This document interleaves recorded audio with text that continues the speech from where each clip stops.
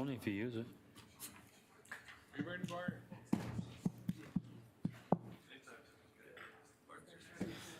All right. Good evening, everyone, to the Glendale City Council meeting of October 26, 2021. This meeting is called to order. Roll call is not necessary. All members are in attendance, if you'd take note of that. Our next two items on our agenda are our invocation and our Pledge of Allegiance. The invocation today is going to be delivered by a good friend of mine, Reverend Judah Montenegro. Gentlemen in the audience, if you're wearing a hat, if you'd please remove it. If everyone would stand with me for the prayer and then remain standing for our Pledge of Allegiance. Mr. Montenegro.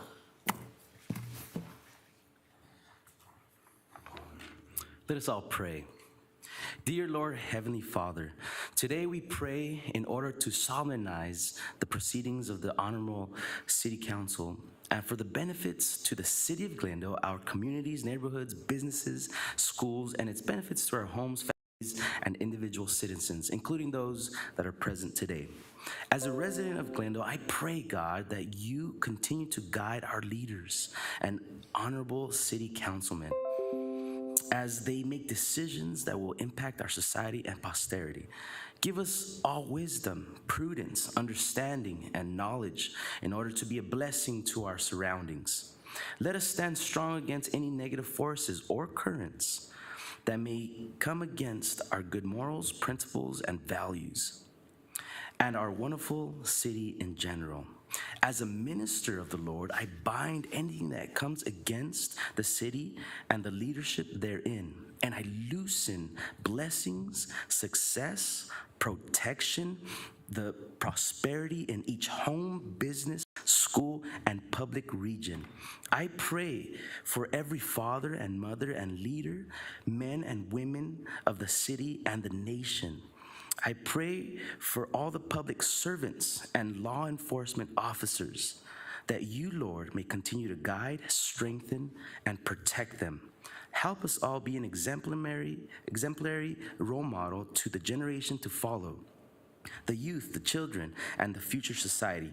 I pray for the president of our country. I pray for the governor of our lovely state of Arizona, and I pray for the mayor of the great city of Glendale, Jerry Wires, and all the city councilmen, that we may stand strong as one city under God, indivisible, with liberty and justice for all. I seal this prayer in the powerful name of our Lord Jesus Christ.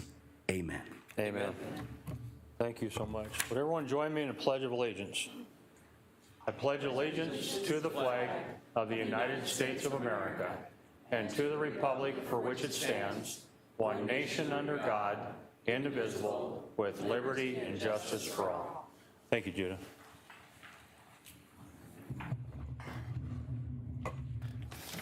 Okay, moving on. Next on the agenda is the consideration of the minutes from the October 12, 2021 voting meeting. Council members, do you have any corrections or additions to the minutes? Seeing none, can I get a motion to approve the October 12, 2021 voting meeting minutes? Yes, Mayor, I move we approve the minutes of the October 12, 2021 voting meeting. Second. I have a motion from the Vice Mayor, second from Councilmember Clark. All in favor, please signify by saying aye. Aye. Any opposed, say nay. Appears the ayes have it, do have it. The motion carries. Moving on to proclamations. We haven't got any. Consent agenda. We'll now move on to just that. Agenda items 2 through 7. Items on the consent agenda are of routine nature, or they've been previously studied by this City Council at a workshop session. They are intended to be acted upon in one motion by this council. Can I have a motion to approve consent agenda items 2 through 7? Yes, Mayor, I move we approve consent agenda items 2 through 7. Second. I have a motion from Councilmember Tomachoff, second from Councilmember Eldama to approve the consent agenda items 2 through 7. Any discussion? Hearing none. Do we have any speaker cards?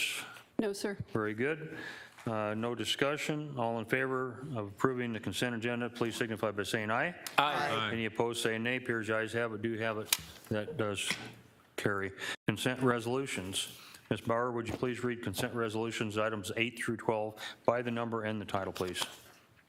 Item 8, resolution number R 21-104, a resolution of the Council of the City of Glendale, Maricopa County, Arizona, authorizing and directing the entering into of an intergovernmental agreement with the cities of Avondale, Chandler, Gilbert, Glendale, Goodyear, Mesa, Peoria, Phoenix, Scottsdale, Surprise, Tempe, and the County of Maricopa for the Edward Byrne Memorial Justice Assistance Grant Program reallocation and authorizing the acceptance and expenditure of the fiscal year 2021 local solicitation in the approximate amount of $78,712 on behalf of the Glendale Police Department. Item 9, resolution number R 21-105, a resolution of the Council of the City of Glendale, Maricopa County, Arizona, authorizing the entering into of a subrecipient agreement and authorizing the acceptance and expenditure of the 2021 Department of Homeland Security Program Grant Award Agreement number 210807-01 for the 2021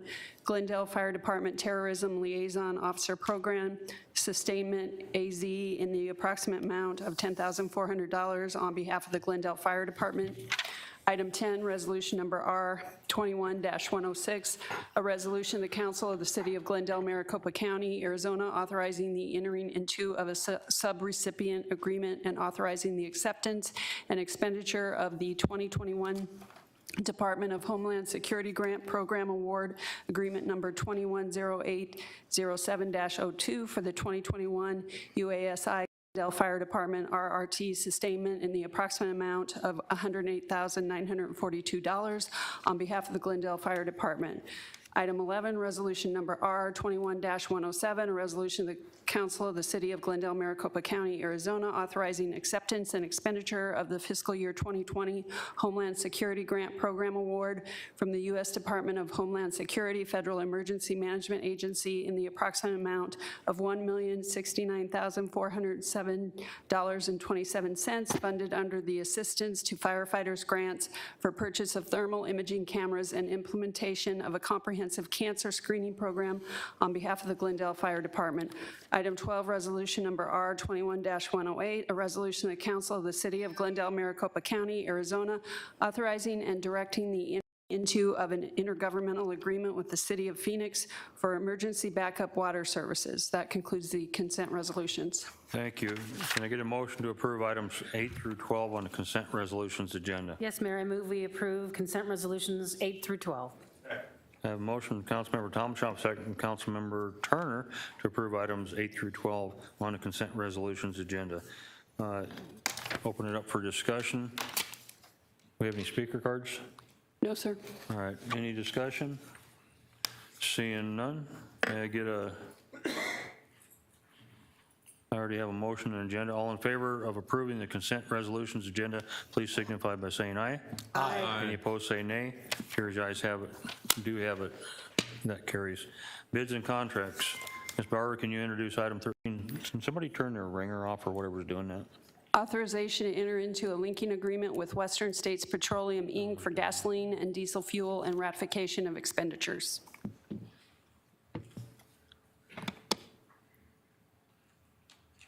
Okay, no presentation. Any questions? No questions from anyone? Can I get a motion to approve item 13? Mayor, Anybody? I move we There you approve go. item 13. Second. Okay, I have a motion from the Vice Mayor, second from Councilmember, who did that? Aldama, to approve the recommended action. Council members, do you have any questions or discussions on the motion? Go ahead. I don't know, is mine on? Yeah, okay. This item and all of the items under bids and contracts are 5-year contracts, and as my habit and practice, I don't believe that 5-year contracts are appropriate. Council only remains for 4 years, and there's no continuity of council oversight, so you will find that I will be voting no on all items under bids and contracts tonight. Thank you. And you said no speaker cards for this item? That is correct. Okay. Well, we'll do a roll call vote. Councilmember Aldama, how do you vote? Aye. Councilmember Clark, how do you vote? Nay. Councilmember Milner, how do you vote? Aye. Councilmember Tomachov, how do you vote? Aye. Councilmember Turner, how do you vote? Aye. Vice Mayor, how do you vote? Aye. Chair votes aye. That motion carries. Ms. Bauer, would you introduce item 14, please? I do have a speaker card on this one also. Authorization to enter into an agreement with Agilent Technologies, Inc. for the purchase of laboratory instrumentation parts. Can I get a motion? Oh, I'm sorry, Mayor. I move that we approve item number 14. Second. I have a motion from Councilmember Milner, a second from Councilmember Tomachoff to approve the recommended action. Council members, do you have any questions or discussion on this motion? Hearing none, I do have a speaker card, Lorena Cruz, that said she would like to speak on item number 14. She is in opposition. Ms. Cruz, where are you at? Mayor Wires? Yes. I've just been informed she meant to write item number 20. I can see that. It says 14. Okay, item 20. Okay, so we do not have a speaker card on this item. No questions from the council. Conduct a roll call vote. Councilmember Aldama, how do you vote? Aye. Councilmember Clark, how do you vote? Nay. Councilmember Milner, how do you vote? Aye. Councilmember Tomachoff, how do you vote? Aye. Councilmember Turner, how do you vote? Aye. Vice Mayor, how do you vote? Aye. And the chair votes aye. That motion carries. Ms. Bauer, would you introduce item 15 for us, please? Authorization to enter into a linking agreement with Foster Electric Motor Service, Inc. for water and wastewater equipment maintenance and repair. Any presentation? No? Okay. Any speaker cards on item 15? No, sir. Very good. Can I get a motion? Mayor, Go ahead. motion to approve item number 15. Second. Have a motion from Councilmember Aldama, second Councilmember Tomachoff to approve the recommended action items. Council members, are there any questions or discussions on this motion? Seeing none, I have no speaker cards. Roll call vote. Councilmember Aldama, how do you vote? Aye. Councilmember Clark, how do you vote? Nay. Councilmember Milner, how do you vote? Aye. Councilmember Tomachoff, how do you vote? Aye. Councilmember Turner, how do you vote? Aye. Vice Mayor, how do you vote? Aye. Chair votes aye. That motion does carry. Ms. Barber, would you introduce item 16 for us, please? Authorization to enter into a linking agreement with James Cook and Hobson, Inc. for water and wastewater equipment maintenance and repair. No presentation? Okay. Any speaker cards? No, sir. Thank you. Can I get a motion? Mayor, Go ahead. I move that we approve item number 16. Second. I have a motion from Councilmember Milner, a second from Councilmember Tomachoff to approve the recommended action. Council members, do you have any questions or discussion on this motion? Hearing none, no speaker cards. Roll call vote. Councilmember Aldama, how do you vote? Aye. Councilmember Clark, how do you vote? Nay. Councilmember, how do you vote? Aye. Councilmember Tomachoff, how do you vote? Aye. Councilmember Turner, how do you vote? Aye. Vice Mayor, how do you vote? Aye. Chair votes aye. That motion carries. Ms. Bauer, would you introduce item 17, please? Authorization to enter into a linking agreement with Hennessy Mechanical Sales LLC for water and wastewater equipment maintenance and repair. Presentation, none. Speaker cards, No, none? sir. Okay. Motion. Mayor, Go ahead. I move we authorize the city manager to enter into the described linking agreement with Hennessy Mechanical Sales. Second. Okay, for item number 17? Okay, very good. I have a motion and a second from Councilmember Tomachoff to approve the recommended action. Council members, do you have any questions? Hearing none. Presentation? None. Speaker cards? No, sir. None. Can I get a motion, please? Any? On number 18? He made the motion on, 17. there's been a motion and a second. Motion a second already. Oh, yeah, okay. All right. Roll call vote. Councilmember Aldama, how do you vote?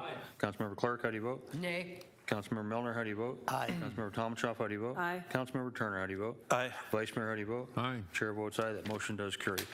Item number 18. Authorization to enter into a professional services agreement with Trojan Technologies Group, ULC Corporation for ultraviolet system parts and services. Presentation? No. Speaker cards? No, sir. No. Can I get a motion? Yes, Mayor, I move we enter into professional services agreement with Trojan Technologies Group, LLC. Second. ULC, sorry. I have a motion from Councilmember Tomachoff, second from Councilmember Aldama. Any questions from the council? Hearing none, no speaker cards. Roll call vote. Councilmember Aldama, how do you vote? Aye. Councilmember Clark, how do you vote? Nay. Councilmember Milner, how do you vote? Aye. Councilmember Tomachoff, how do you vote? Aye. Councilmember Turner, how do you vote? Aye. Vice Mayor, how do you vote? Aye. Chair votes aye, motion carries. Moving on to land development actions. Ms. Bauer, would you introduce item 19, please?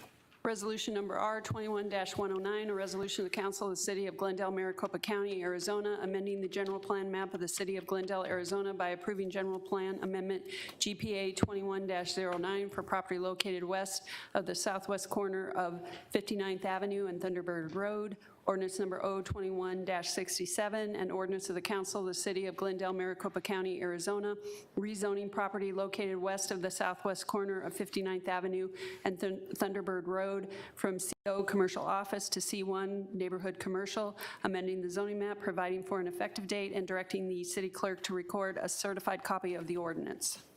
Good evening, Mayor, members of the council. Here to provide staff report this evening is Tabitha Perry, Interim Planning Manager. Thank you, Mr. Phelps.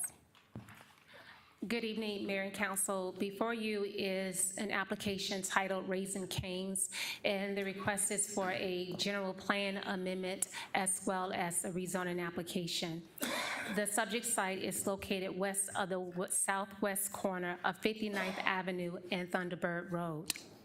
To give context to the site, based on the aerial, the subject site, it has been known as the development of the Village Inn restaurant.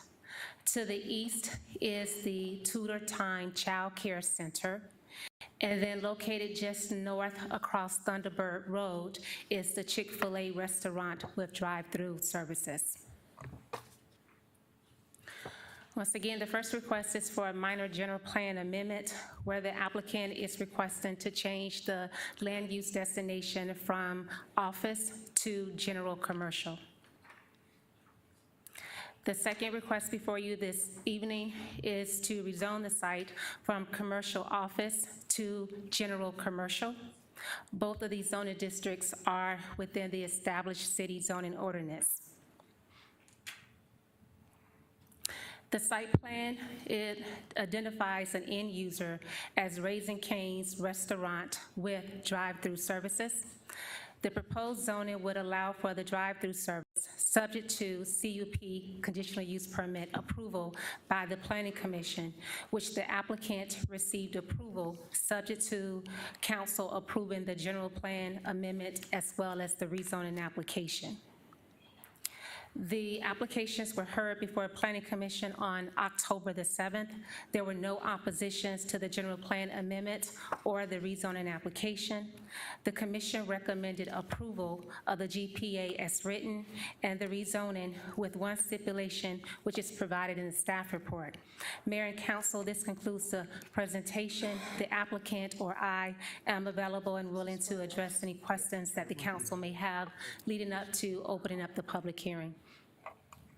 Okay. We're going to go ahead and open it up to public hearing, and then we'll take questions. I was trying to figure out where it was. Public hearing is now open on item 19, resolution number R21-109, and also ordinance number 021-67. We have any questions from this council? Mayor? Go ahead, sir. I just had some questions regarding the drive-through. Okay, why don't you state your question, and then we'll figure out who's going to answer it. Okay. The question is, how exactly is that going to work on that street? Thunderbird Road is extremely, extremely busy. You have a lot of traffic going in both directions. We even closed off Paseo Park exit, I believe, because it had so much traffic going out onto that street. So my question is, how is that drive-through going to work, and how is that going to impact traffic? And I just kind of want to know where it's coming in and going out so that we can visualize that.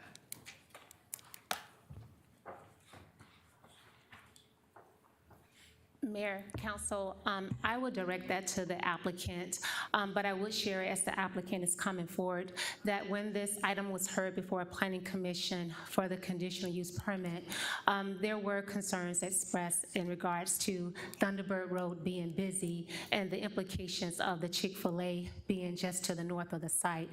Planning Commission added a stipulation to restrict the access off of Thunderbird Avenue to help mitigate some of the traffic that would be taking place, but I'll allow the applicant to speak more directly towards that question. Okay, thank you. That's what I need to know. I want to know. If you would, sir, for the record, state who you are, who you represent. My name is Chuck Bennett. I'm with PM Design Group. The architects are Raising Cane's. Okay. We're located at 76 Mitchell Drive in Phoenix. Very good. To answer the question, what Raising Cane's typically does and what we have explained in the previous for this drive-through, especially during busy times, Canes will typically have crew members trained in going out and actually monitoring traffic, as well as they go out there with their order takers and to expedite orders.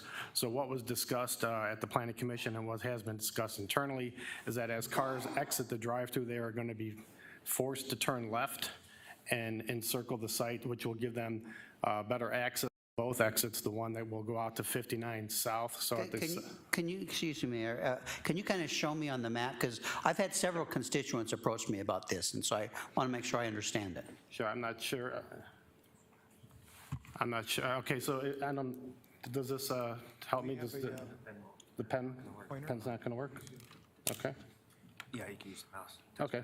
All right. So as cars exit the drive-through, they will be turning west and then encircling the site to either egress out onto Thunderbird, which is a southbound only exit. I'm going to, excuse me, please don't speak while we're having presentations. If you do, you can go out in the lobby and talk. Thank you. So it'll be a south, so again, the exit on the Thunderbird is a right only, so it'll be a southbound only exit, or they'll route up and then they will be able to exit onto Thunderbird as well. And that again will be right turn only. Currently there's no restrictions to right in and right out. Okay, so if I'm reading this right, I mean, you had an arrow down here on, I believe it's not Thunderbird down here, but. Thunderbird is to the north. Okay. Thunderbird is to the north, and the stipulation from the Planning Commission meeting was a right turn exit only. Okay. And then by routing, again, during the busiest of times, because we did recognize that this could cause a potential traffic jam if cars were able to go directly to this exit, they would then circle around the site, and then they can, you can see this car here, this exit, there's an exit way out to Thunderbird. There's an access road. That's what I'm confused. That's not I'm sorry, Thunderbird. 59th. Okay, that's my I confusion. apologize. Okay. 59th southbound, that's a right turn only. Okay, very good. That's what I wanted to know, if you had, so there's a secondary exit. There is, yes. Okay. And Mayor, if I may? Go ahead. On the, how do you get into it? Can you turn left off of Thunderbird into the facility? No. No, the stipulation from the Planning Commission is right turn in, right turn out only. Okay, that should satisfy the concerns that I had. Thank you. You're welcome. Any other questions from the council? Yeah, Mayor, I Go have ahead. a question. So the Hospice of the Valley is literally just directly, that would be south of this proposed site? Maybe you don't know what that is, but I know where it is and I'm looking on the map. But the ingress, egress, they don't use any of that. Is he talking about using this road here? Down here by the that's the preschool? Is that what he's talking because they're about? going to come out on 59th, that's understandable. Okay, but that's right by the preschool, right? Yes. Okay. All right, thank you, that answers my question. Okay, any other questions? Thank you. You're welcome. Okay, I have no one else wishing to speak on this. I don't have any other cards on this item. Public hearing is now closed. Can I get a motion on item 19, resolution R21-109? Anybody? Mayor, Go ahead. I move that we approve resolution number R21-109. Second. Okay, I have a motion from Councilmember Milner, a second Councilmember Clark to approve the recommended action. Is there any discussion on the motion? Hearing none. Roll call vote. Councilmember Oldama, how do you vote? Aye. Councilmember Clark, how do you vote? Aye. Councilmember Milner, how do you vote? Aye. Councilmember Tomachoff, how do you vote? Mayor, can I ask one more question? Just typically, how much traffic how many do you have average car count per day? I'm just a little concerned because it's next to a preschool and a hospice. You can state your concern, but we've already started the vote, so I All can't. right, well then I'll vote nay. Thank you. Okay. Councilmember Turner, how do you vote? Aye. Vice Mayor, how do you vote? Aye. Chair votes aye. The motion does carry. Okay, now can I get a motion on item 19, ordinance 021-67? This would be a good time to ask the same question. Mayor, Go ahead. I move that we approve ordinance number 021-67. Second. Okay, I have a motion from Councilmember Milner, a second Councilmember Clark to approve the recommended action. Discussion on this, Councilmember Tomachoff. Thank you very much, Mr. Mayor. If the gentleman has some idea of what kind of car count you're looking at, I just know, I know how busy Chick-fil-A is. I know how busy the Cane's that's over in my district is, and it generates long lines of cars. And because it's so close to, I'm literally next to a preschool, and there's a hospice, inpatient hospice unit directly south of it. I'd just like to know about how much traffic is this going to be generating? I don't have a car count for you. I can certainly get that from Cane's and provide that for you. I don't have a number here, but I do know that they do have, during their busiest times, they do have traffic control measures that they have in place that they've done throughout the United States. And they're as concerned about traffic as you are and the safety of people around, on and around their site. Okay, thank you. You're welcome.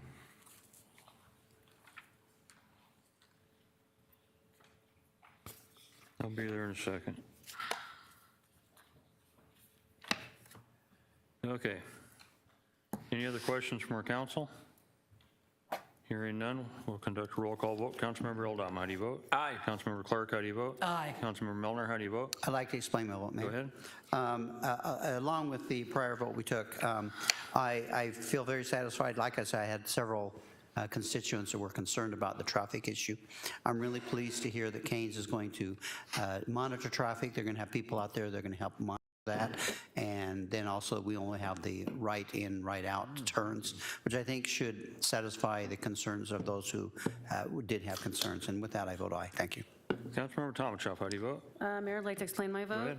And I actually have a Cane's in my district, and I love it, but I understand the amount of traffic it generates, and I'm not concerned about the monitoring the traffic. It's just, it's a much higher intense use. It's going to create more people on site than an office use would, next to an inpatient hospice unit and next to a preschool. Just a little bit more of a ruckus, I think, than what it was originally zoned for. For that reason, I'll vote nay. Councilmember Turner, how do you vote? Aye. Vice Mayor, how do you vote? Aye. Chair votes aye. Motion does carry. Ms. Bauer, would you introduce item number 20, please? Ordinance number 021-68, ordinance of the Council of the City of Glendale, Maricopa County, Arizona, extending and increasing the corporate limits of the City of Glendale, Maricopa County, State of Arizona, pursuant to the provisions of Title IX, Chapter 4, Section 9-471, Arizona Revised Statutes and its amendments, by annexing certain territory located at the southwest corner of Northern Avenue and Reams Road in the City of Glendale, consisting of approximately 103.78 acres, to be known as Annexation Area Number 228, amending the zoning map, providing for an effective date, and directing the city clerk to record a certified copy of the ordinance. Mayor, members of the council, here to provide staff report this evening is Tabitha Perry, Interim Planning Manager. Thank you, Mr. Phelps. Mayor and council, this is an annexation request for Hopewell, which is approximately 104 acres located at the southwest corner of Northern Avenue and Reams Road. The subject project is currently in the county with RU 43 zoning classification, and upon annexation, if adopted, the like zoning will be RR 45. Both of these zoning classifications would allow for a single residence. The applicant does have a companion rezoning application to rezone the property to PAD, Planned Area Development, which would be for a non-residential mixed-use development. The vicinity map, just to give context of where the subject site is to City Hall. The annexation map is to provide context to surrounding properties, specifically those located in the city's boundaries, which are highlighted in yellow. City Council was presented with this item at a workshop on August the 10th, in which Council provided a consensus to proceed forward with the application. On August 4th, the application was brought before City Council as a blank petition, which is an opportunity for residents to speak on the annexation proposal. During that blank petition, there were county residents that spoke on the proposed development as it relates to being part of the rezoning application, which is a little separate from the annexation request itself. This evening, staff is recommending Council approve the annexation request, and in doing so, the action will be effective in 30 days. With that, Mayor and Council, I'll be happy to answer any questions you may have. Any questions from the council? Hearing none. Okay, I do have a few speaker cards. For the audience, I am not accepting any more speaker cards at this point. So if they've been turned in, we're going to take them, but none after this point. So with that, I would like to get a motion to approve on item 20 first. Yes, Mayor. I move we pass and adopt ordinance number 021-68. Second. Okay, I have a motion from Councilmember Clark, a second from the Vice Mayor to approve the recommended action. Discussion on the motion. Council members, have you any questions? Okay, so everyone pay attention. If you filled out a card, if you said that you do not wish to speak, I'm going to state your name, where you're from, and I'm going to put down that you did not wish to speak. And when we get to the speakers, I'm going to announce the speaker. You'll have 2 minutes to talk tonight. I'll announce the person behind you and the person behind them, so please be ready to go, okay? Everybody got it? Okay. So Daniel Vasquez says he does not wish to speak, did not state if he supports, opposes. He just said he didn't want to speak. So Daniel, I don't know where you're at. That's me. This is my first time, sir. Okay, just oppose or support? Oppose. Thank you. Hiram Vasquez, same thing, did not wish to speak, from Litchfield Park. Oppose. Thank you. Eugenio Vasquez, same thing, do not wish to speak, but didn't say? Oppose. Oppose, thank you. Michael Gross wants to speak on items 20 and 21, did not wish to speak. Support or oppose? Oppose. Thank you. Rosalinda Meza does oppose, does not wish to speak. David Elevinda, I hope that's close, from Litchfield Park, opposes, does not wish to speak. Lanitas Cruz, I hope I said that right, does not wish to speak, opposes. David Meza does not wish to speak, opposes. Jack Cheatham does not wish to speak, opposes. Jose Abera opposes, does not wish to speak. Laura Curtis opposes, does not wish to speak. Paloma Meza opposes, does not wish to speak. Juan Hernandez opposes, does not wish to speak. Okay, now we're getting into the ones that do want to speak. Jason Farmer, if you'll come up, and you'll have 2 minutes. Following Jason is Karen Tilia, and then following her is Lisa Gross. If you'll be ready to go, I'd appreciate it. What I need you to do when you come up, state where you live. I don't need your address, I just need to know the city that you live in, and then you got 2 minutes. Thank you. Thank you, council members, for your time. My name is Jason Farmer. I reside in Litchfield Park, Arizona. I'm here speaking tonight also representing part of my community. As you can hear, the residents that live in Maricopa County in Litchfield Park oppose this annexation. I oppose it for numerous reasons. One is for the safety because of traffic flow with annexation down a rural road down Alsop Avenue. We have children that sit there with waiting for the buses, kids ride bicycles, kids ride horses, and we're planning on putting pork chops and dividers in the road, diverting traffic. I don't know if you guys, but I pull a 30-foot trailer trying to pull out onto a pork chop road from a residence next to a proposed warehouse. It's not gonna be fun. I work nights and sleep during the day. Have you ever lived next to a construction zone? It's annoyance, right? So I hear concrete trucks moving already from a warehouse that's down the lane across from my counterpart Eugenio, right? And they don't like that either. So with, excuse me, it's 6 o'clock in the morning for me. But annexation, I am totally against with this proposed deal because just for the traffic and for the sheer safety of the general public. And for that, I thank you for your time. Thank you. Thank you. Karen Tilia, I think is how you pronounce it. Lisa, you're up after her. Again, if you'll state where you live, and then you'll have 2 minutes. I'm Karen Tilia. I live in Litchfield Park. I'm very concerned about this for the safety of our neighborhood. I've lived there 16 years. It's a very quiet, very rural area, and all these warehouses are coming in and they're destroying our peace. You have trucks running up and down our roads. The other morning I was out with dogs at 3 o'clock in the morning and counted 7 concrete trucks racing down our road. We have a ridiculous speed limit already for a rural zone. And a residential, it's 45 miles per hour. These people don't even slow down at 45. They're driving like they're on the freeway. We have had so many animals that have already been hit and killed. Are our children going to be next? Please don't pass this. Thank you. Thank you. Lisa Gross, following that would be Glory Williams. Hi, my name is Lisa Goss, and I have lived on Alsop for, well, 16 years. Karen and I lived together. I moved here to get out of the traffic, to enjoy a rural area, to raise my grandkids in an area that's peace and quiet. We've got horses running up and down the street. It's so nice, it's so bliss. And now we've got all these truckers coming in. 12:30 at night, 3 different nights. They're barreling up and down our streets at 12:30 at night. What are they doing? I don't know. Maybe you do.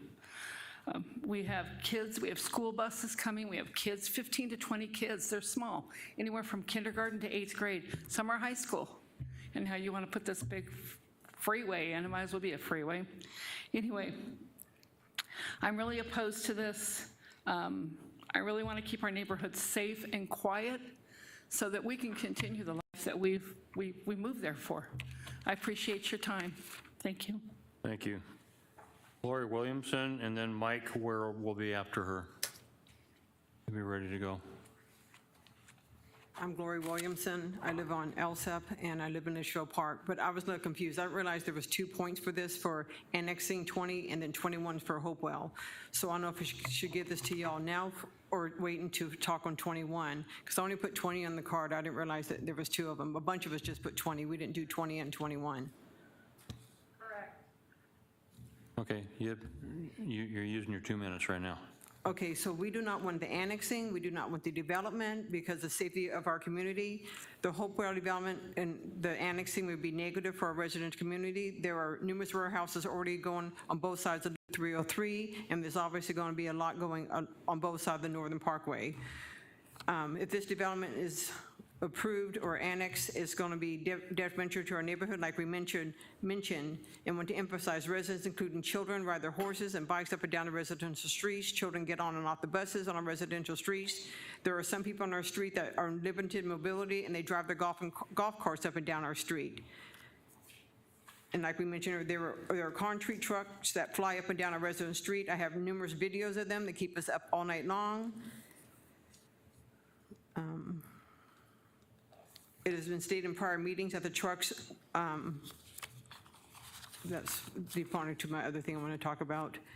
So we're pleading to have the safety of our neighborhood, our lives, and our lifestyle, and the boundaries of our home. Please do not approve annexing. And there also had been talk about widening LSEP, which also which you'll understand, if they don't annex this and do this development, then there's no reason to widen LSEP. So, and I guess 21, I'll give this to you when we do 21. I went ahead and wrote your number on 21. Okay. Okay, thank you. Mr. Ware, you're up. Janet Ware, you're following him.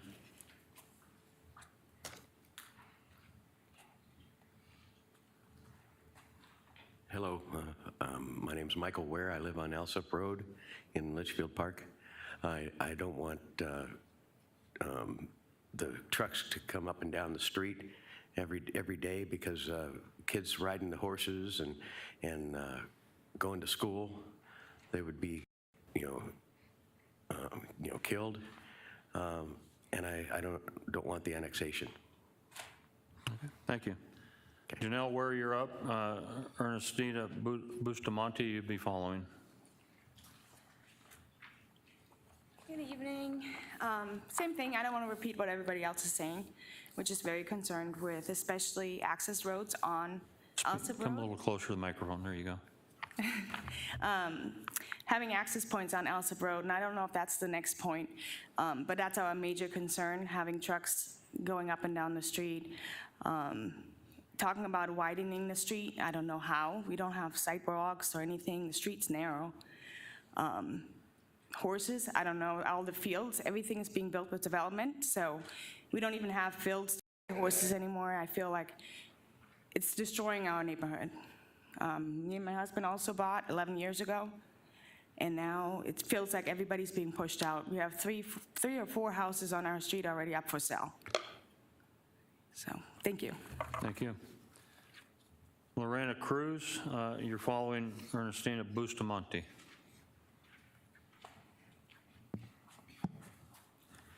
Good afternoon. My name is Ernestina Bustamante, and I live in Litchfield. Pretty much my concerns are everybody's. I have kids from kindergarten to high school. The buses go by Alsop Road. I also live on Alsop.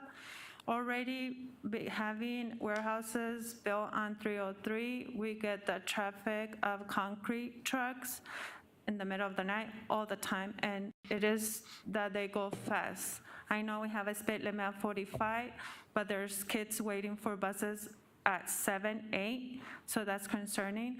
The streets are not big enough to have all those trucks down there. It's a one-way lane for each way. They're going down. The city is not getting there to build the streets.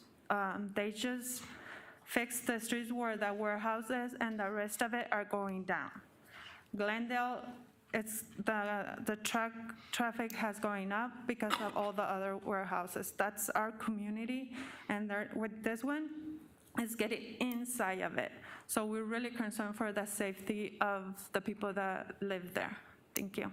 Thank you. Lorena Cruz. Following her, Janet Sellers Wallach. I hope that's pronounced right.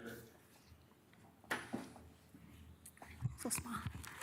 Hi, I'm Lorena Cruz. I live on Alsop Road. But the thing, I oppose on the construction that they're doing in Alsop. The reason being is because I have to take my son to the bus as every day, waiting for it, and I have to go through that whole road to go to work as well, which it takes me time to go to work because of the construction that's going on right now on Reams and Alsop. It's really concerning because my child has to walk from Alsop all the way to Glendale, and with the construction going on, I'm gonna be worried about my children, especially walking that way.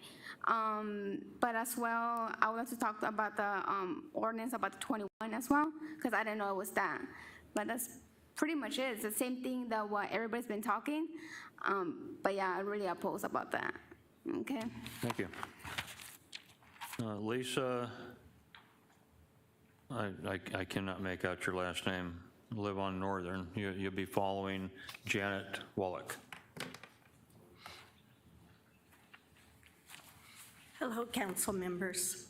I'm from Litchfield Park. I've lived there my entire life. State your name, please. Janet Wallach. Thank you. Janet Sellers Wallach. My dad was a war veteran. I'm sure you're all familiar with P.W. Litchfield. He, back in the early 40s, gave young men opportunities to farm 80 acres. And this was a great opportunity. You had to be, someone had to help you out to get in this program. So this was my dad. He had the 80-acre plot of land, and where you're talking about zoning is boxing us in. My sisters and I are still original, there's no one else left there, are original owners of this property. It has always been family-oriented. This is what Mr. Litchfield wanted. Families, community support. All of our kids went to school together. Mr. Litchfield actually changed the boundaries for the school, Litchfield School District, so all of our kids could go together. This is really detrimental to our neighborhood. The buildings it just wipes out our whole family-oriented neighborhood. And so I really hope you oppose this. Thank you. Thank you. Following Lisa is Joanna Botrin. Lisa, state your name for the record, please. My name is Lissa Wallach. Thank you. Good evening. Okay, I'm a little nervous. I don't speak well. I'm nervous too. It's all good. Okay, so that was actually my mother, and I lived there on that property as well. It's just really hard to think that that's where I've been since I was 5 years old. I'm 53 now, and I've raised my kids there as well. And just to think of the traffic that's going to come in and what it's going to do to it's not even going to be the same neighborhood. Buildings going up behind us, that's just, I mean, we're getting boxed in from every direction. The traffic amount would just, that's awful. So I'm definitely opposed to this. But I'm sorry. I'm just kind of reiterating what other people are saying, that there were 5 bus stops along Alsop for 3 different schools. There's 100 homes in this area that will be greatly impacted, will dramatically impact quality of life, the noise, the traffic, 24/7. It's going to be 24/7. There's not a timeline on this. The rural area will no longer be able to be enjoyed by the horse riding, the bike riding, me taking walks with my kids, or just being in our homes. These homes were there first. They were zoned rural or farming, not commercial. So, thank you. I oppose it. Thank you. Following Joanna is Kathy Meza. If you'd be ready, I'd appreciate it. Good evening. My name is Joanna Beltran, and I live in Litchfield Park. I oppose all this change that's going on in our neighborhood. I've been there for 33 years. The reason why we moved there so we could have a nice, safe place to raise our family. Now I am helping raising my grandson. I wish I could leave this land to my grandson now, but with all these changes that are going on there, it's not going to be the same. There are more children on this street than there has ever been. They have to go to school, they have their horses, that's all been said already.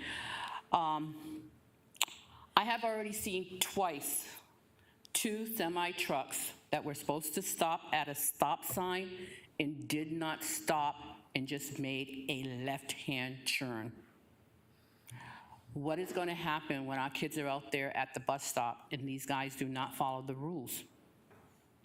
There's so much traffic. I have heard trucks going up and down my street at 1 and 2 o'clock in the morning. We have families that have babies. We have elderly people that are not in good health. Please, do not let this happen. Leave our neighborhood and our community to be our community. Thank you very much. Thank you. Kathy Meza.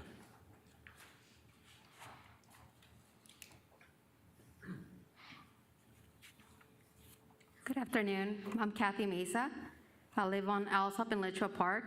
My home is right on the corner of Myrtle and Alsop, where the access points and the construction of the new warehouse is going to be made. I have 3 children. One that's 8 years old has to be up by 6 a.m. to be at the bus stop by 6:50. There's truck drivers, construction workers, driving down the road, honking and braking at 1 or 2 o'clock in the morning. That's not safe and healthy for children. To avoid traffic and stay away from all the semi-noises, we oppose, obviously, to the construction of the warehouses. We don't need more constructions. There's already constructions down the road on Alsop. I live right on the corner, right on the street of Alsop. There's constructions already going down the street where my parents live. They're keeping them up as well. There's my nieces and nephews, tons of children, waiting for their buses to get onto the bus on Alsop. We don't need none of that. There's a reason why people move to the far side of Litchfield Park, ranch-like area, to avoid the commotion of city-like. We don't want that. We want something peaceful where people could walk around, jog, stroll around with families, enjoy a nice picnic out without having the city-like commotion going on. And I'm also against the Proposition of 21, which talks about the construction of the homes. So I'm opposed this. Please respect our residential street. Thank you so much. Okay, that's all the cards that I have for item number 20.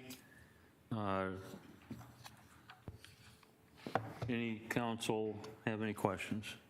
Just comment. Go ahead. Question, Mayor. I believe the applicant is here. He might be able to clarify for me, because I believe there were some, the site plan does mitigate some of the traffic on Alsop Road. So if he would like to clarify that.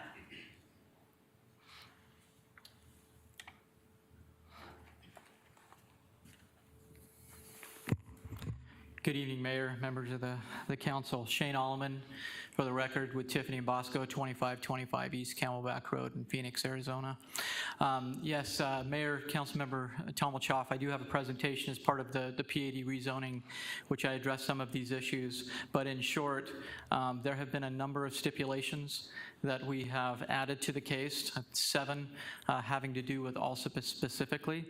As you know, McDOT currently has jurisdiction and will have jurisdiction for the future of Alsip Road. So there's been a number of discussions that we've had with McDOT. They reviewed the plan, they reviewed the studies that we have done, and they asked us to provide conditions which restrict traffic from going south down onto Alsip. So as part of the site plan, there will be further discussions, review, and approval by McDOT in terms of the design of that to make sure that traffic goes to the 250, 300 feet north from our northern property line up to Northern Avenue. Thank you. Okay, any other council questions? Just a comment when Okay, it's yeah, hold your appropriate. comments till you vote, please. Yeah. Okay, no other discussion? Okay, we'll conduct a roll call vote, starting with Councilmember Aldama. How do you vote? Aye. Councilmember Clark? Now is it appropriate for me to? Perfect time. Thank you so much. I represent this district and this area, and I am not without sympathy for the people who got up and spoke and said, please, no. And I think Joanna, I'm sorry I didn't get your last name, summed it up best when she said that you don't want any changes to your neighborhood. And I accept that, but there's one problem. The state built Loop 303. Now, I want you to imagine, did you think that all the land along 303 would stay agricultural? Not going to happen. That land has become valuable, folks. You knew that the farmers were going to sell out. It was the time for them to do so, when they would get the most profitability that they could for that land, and that's what they did. They sold their land to development. Now, when you say development, what kind of development are we talking about? 3 basic different kinds. You can have houses or apartments. You can have commercial, like a shopping center, or you can have industrial and manufacturing, the big buildings you see coming in. All of those generate traffic to different levels, but they all generate traffic. All of them are going to mess up the roads that are adjacent to the development. That's also inevitable. Now, it's my understanding, I don't know how quickly it will happen, but the county is retaining responsibility for Alsop and has plans to widen it to 3 lanes, 1 lane in each direction and a turn lane. They will also put in curb, gutter, and sidewalk. That's a county road. It's not a city road. When I hear about all these children and the safety of attaining a bus stop, getting to the bus stop, or getting back from the bus stop, I would think it would be far safer if they were on a sidewalk than on the edge of a 1-lane road, We're a 2-lane road. I want to speak to change because I do understand nobody likes change. I didn't like change when it happened either. The house I moved into is a mile away from the stadium. I live on a 1-acre irrigated lot. There are 30 houses on our street, all on an acre, 15 on the north side, 15 on the south side. None of us were happy to see the development. You know what Westgate's like with the stadium and the arena. We've had to do things like adjust our driving habits when they play football games because of the intense traffic. We've learned to accommodate. We've learned that even though we are in a sea of development, our street has remained a quiet oasis. We have no curb, gutter, sidewalk, or street lights. We're all on septic tank. That's almost an anachronism in the city of Glendale. But we've been able to maintain our lifestyle, being a mile away from one of the most intense developments in the city of Glendale.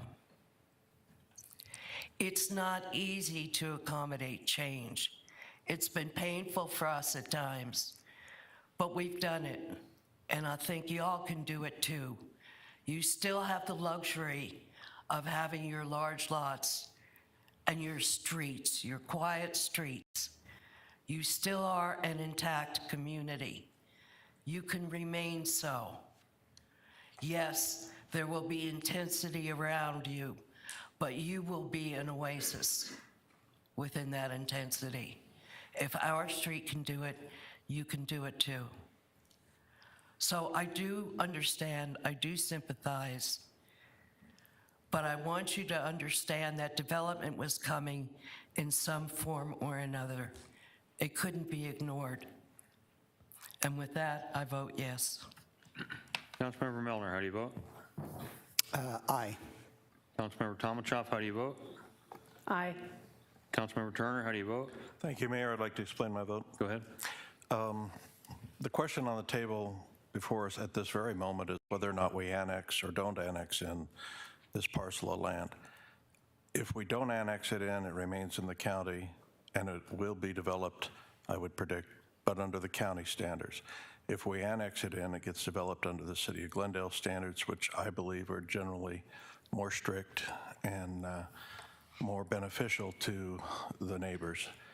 And while this is not the zoning portion of the question tonight, I am impressed that there are 17, I heard it, stipulations on the proposed zoning that'll be coming up next. And that's an extraordinary number of stipulations. And I absolutely respect the residents that have come here tonight and to speak to us and spoke to our planning commission. And whether or not the vote is your direction tonight, know that you have had an impact on the development of this project and in those 17 stipulations. But I think that it's better off to be developed in the City of Glendale than in the county for all concerned, and therefore I vote aye. Vice Mayor, how do you vote? Aye. Okay, and I'm just going to make a really brief statement. And I think all of you are aware of this, whether you actually considered it or not. Right now, the fastest growing county in the United States, not just this year, but for the last, I believe, 4 years, is Maricopa County. And the epicenter of that growth is basically from Westgate going your way. There's no way that we're going to stop this growth. Until the property values plummet, it's going to continue to keep growing. The lady that had spoke about her father actually farming 80 acres, a lot of those folks sold out. They seen an opportunity to get out. They sold their property. So I understand that it's painful. I moved here in 1966, and I tell this story to people because I think all of you can associate with this. When I was a kid in 1968 or 69, I used to ride my bicycle with my shotgun on the handlebars to go dove hunting. Okay, now I know that sounds impossible today, but that was at 51st Avenue in Osborne in Phoenix. To me, it doesn't seem like that long ago, but things have changed and have really grown a ridiculous amount. I'm loving the fact Glendale is growing. I'm hating the fact that the valley's growing. It is what it is. Until we quit having good weather, until people want to stop moving here, until California quits raising their taxes, people are going to keep moving here. And if they keep moving here, we're going to be facing this more and more and more. So I sympathize with the growth that you're experiencing. I've been through it already myself. I know Mr. Hugh was born here. I know Ms. Tomachoff was born here. A lot of people have gone through this. It's not comfortable, but it's just the way it is in a growing society. I guess we could live in Michigan where people are trying to move away and not move to. So I know that doesn't help you in what's happening, but it's just a fact. Fastest growing county in the United States 4 years running. And you folks are in the epicenter. You chose a wonderful place where everybody else wants to go also. With that, I vote aye. It is a unanimous vote. Motion does carry. Ms. Barr, can you move our item 21, please? Ordinance number O21-69, an ordinance of the Council of the City of Glendale, Maricopa County, Arizona, rezoning property located on the southwest corner of Northern Avenue and Reams Road from RR45 to PAD for a project known as Hopewell, amending the zoning map, providing for an effective date, and directing the city clerk to record a certified copy of the ordinance. Mayor, members of the council, here to provide staff report is Tabitha Perry, interim planning manager. Thank you again, Mr. Phelps. Mayor and council, this is the entitlements to the property that was just approved for annexation into the city limits. The name of the project is Hopewell Development, PAD. The site is approximately 104 acres, and the applicant is requesting to rezone the property from rural residential to PAD, a planned area development, to allow for a non-residential mixed-use development. The general plan land use designation is loop-compatible land use area. The area map depicts surrounding developments with county residential to the north, west, and south of the subject site. The proposed PAD is for industrial and commercial land uses. The applicant is not proposing any residential land uses.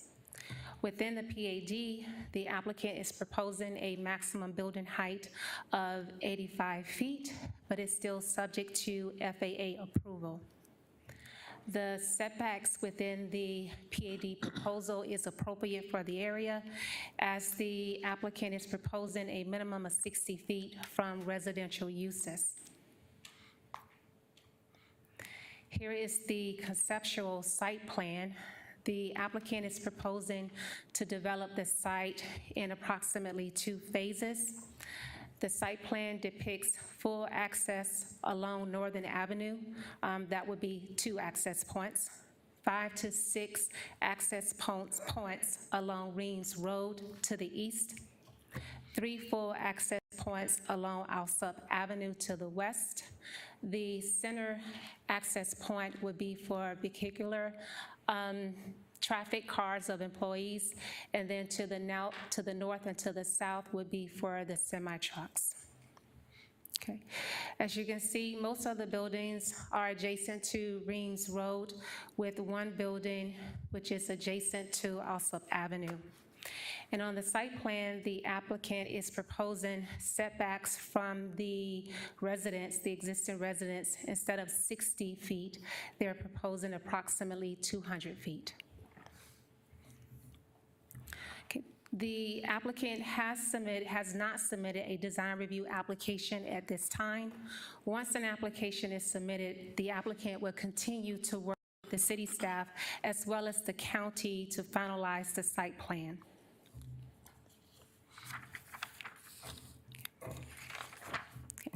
Staff and the applicant have received several comments expressing concerns in opposition with the traffic volume, semi-trucks, and the safety along Alsop Avenue. The request was presented before Planning Commission on September the 2nd, in which the Planning Commission asked for a continuation for staff to present additional information. The item was represented before Planning Commission on October the 7th, in which the Planning Commission voted 3-3, which means the item was forwarded to City Council with the recommendation of denial from Planning Commission. Staff recommendation is for City Council to approve the rezoning application, subject to the stipulations contained in the staff report. The basis for staff still recommending the approval is based on the application being in compliance with the general plan for loop-compatible land uses, the application meeting the requirements for a PAD zoning, the application is compatible to other approved PADs and developments in the city boundary area for the new Frontier Corridor. The conceptual site plan depicts significant concessions to alleviate a level of concerns expressed by the neighboring county residents. And with that, Mayor and Council, that concludes the presentation. The applicant is present to do a presentation if the council so desire, as well as the applicant, and I am available to answer any questions you may have. Thank you. Questions for Tabitha? Seeing none. Public hearing is now open on item 21, ordinance number 021-69, an ordinance of the council of the city of Glendale, Maricopa County, Arizona, rezoning property located on the southwest corner of Northern Avenue and Reams Road from RR-45 to the PAD for project known as Hopewell, amending the zoning map, providing an effective date, and directing city clerk to record a certified copy of the ordinance. Any questions from the council? Hearing none. I do have 2 speaker cards from speakers that we've heard from again. Mr. Farmer? Yes. Would you like to speak again? Please.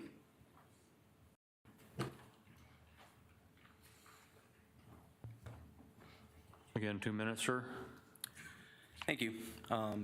As you can see, we have opposed the annexation, but that is what it is, and I can't control that. And I appreciate the comments. It is about growth. We need growth. However, if there was an 85-foot building, okay, proposed directly from your backyard, because my property is on the north corner of this proposed site plan, okay, along with my aunts, my uncles, and my mother.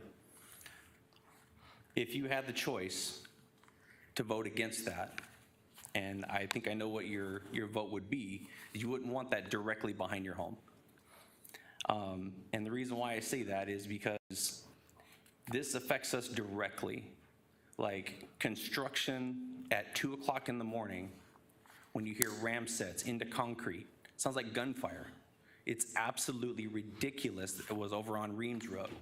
That affected us directly there. Now we're gonna put it directly behind our homes and right next along also, next to these residents, and then also the site's property, which is just directly south. We're putting a warehouse in between 2 residential homes.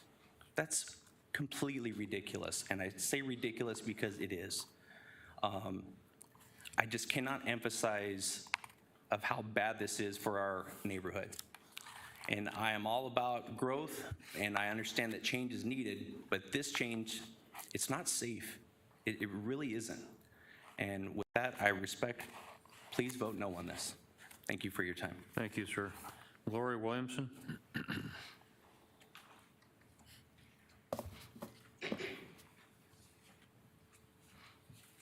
Did y'all get the pictures I handed to them to give to y'all to look at?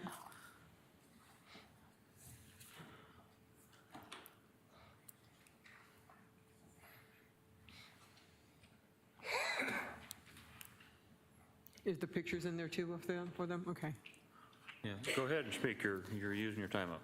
Okay, right now, this is so upsetting, I can't even sleep at night. My head just spins because of the sadness of even having this development or even having the access points on LSUP. And Councilmember Clark, you mentioned the 303. Yeah, the 303 is to the east of us. We're to the west of it. We're not right at the 303. We're talking about LSUP Road, not the 303. And one of the pictures you'll see, I put in red all the driveways.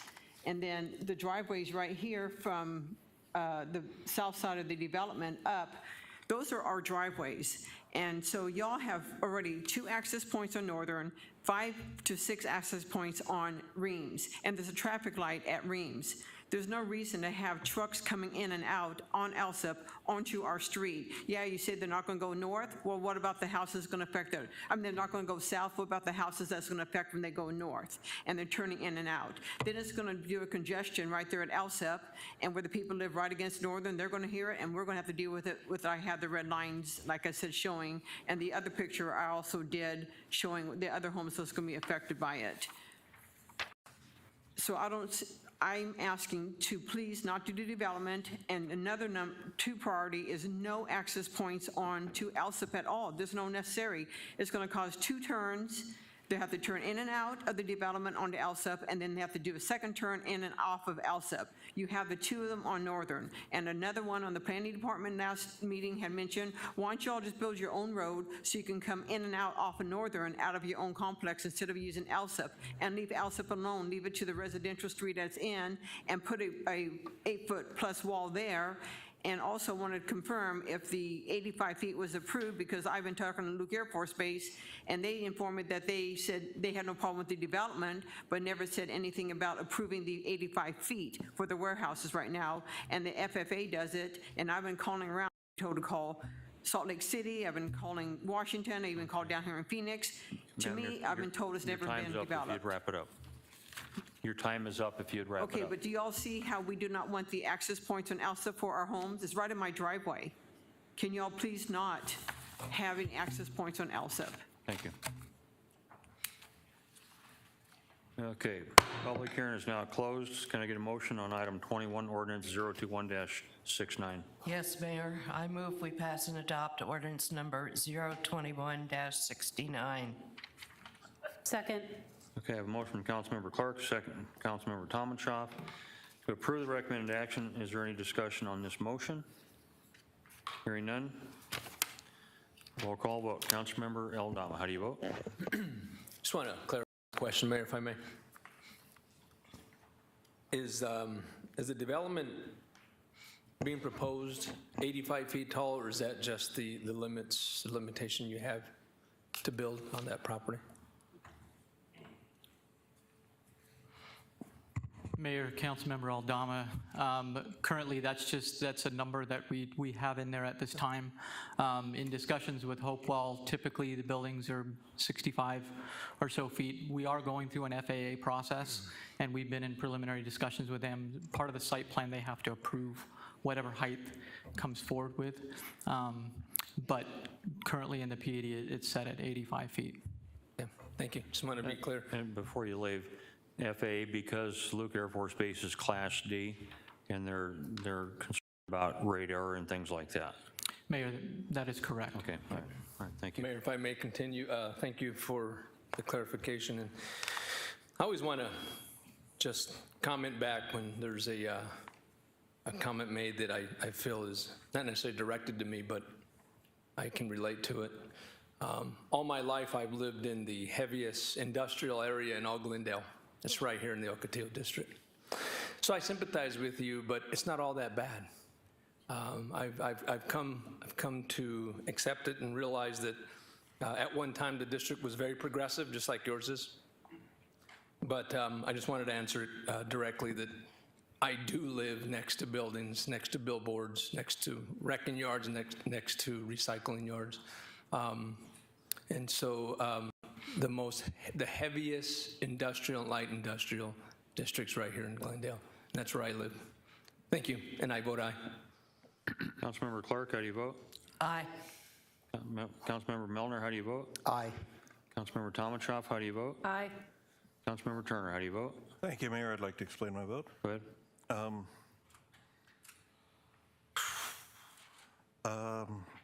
Probably just 3 things to hit on.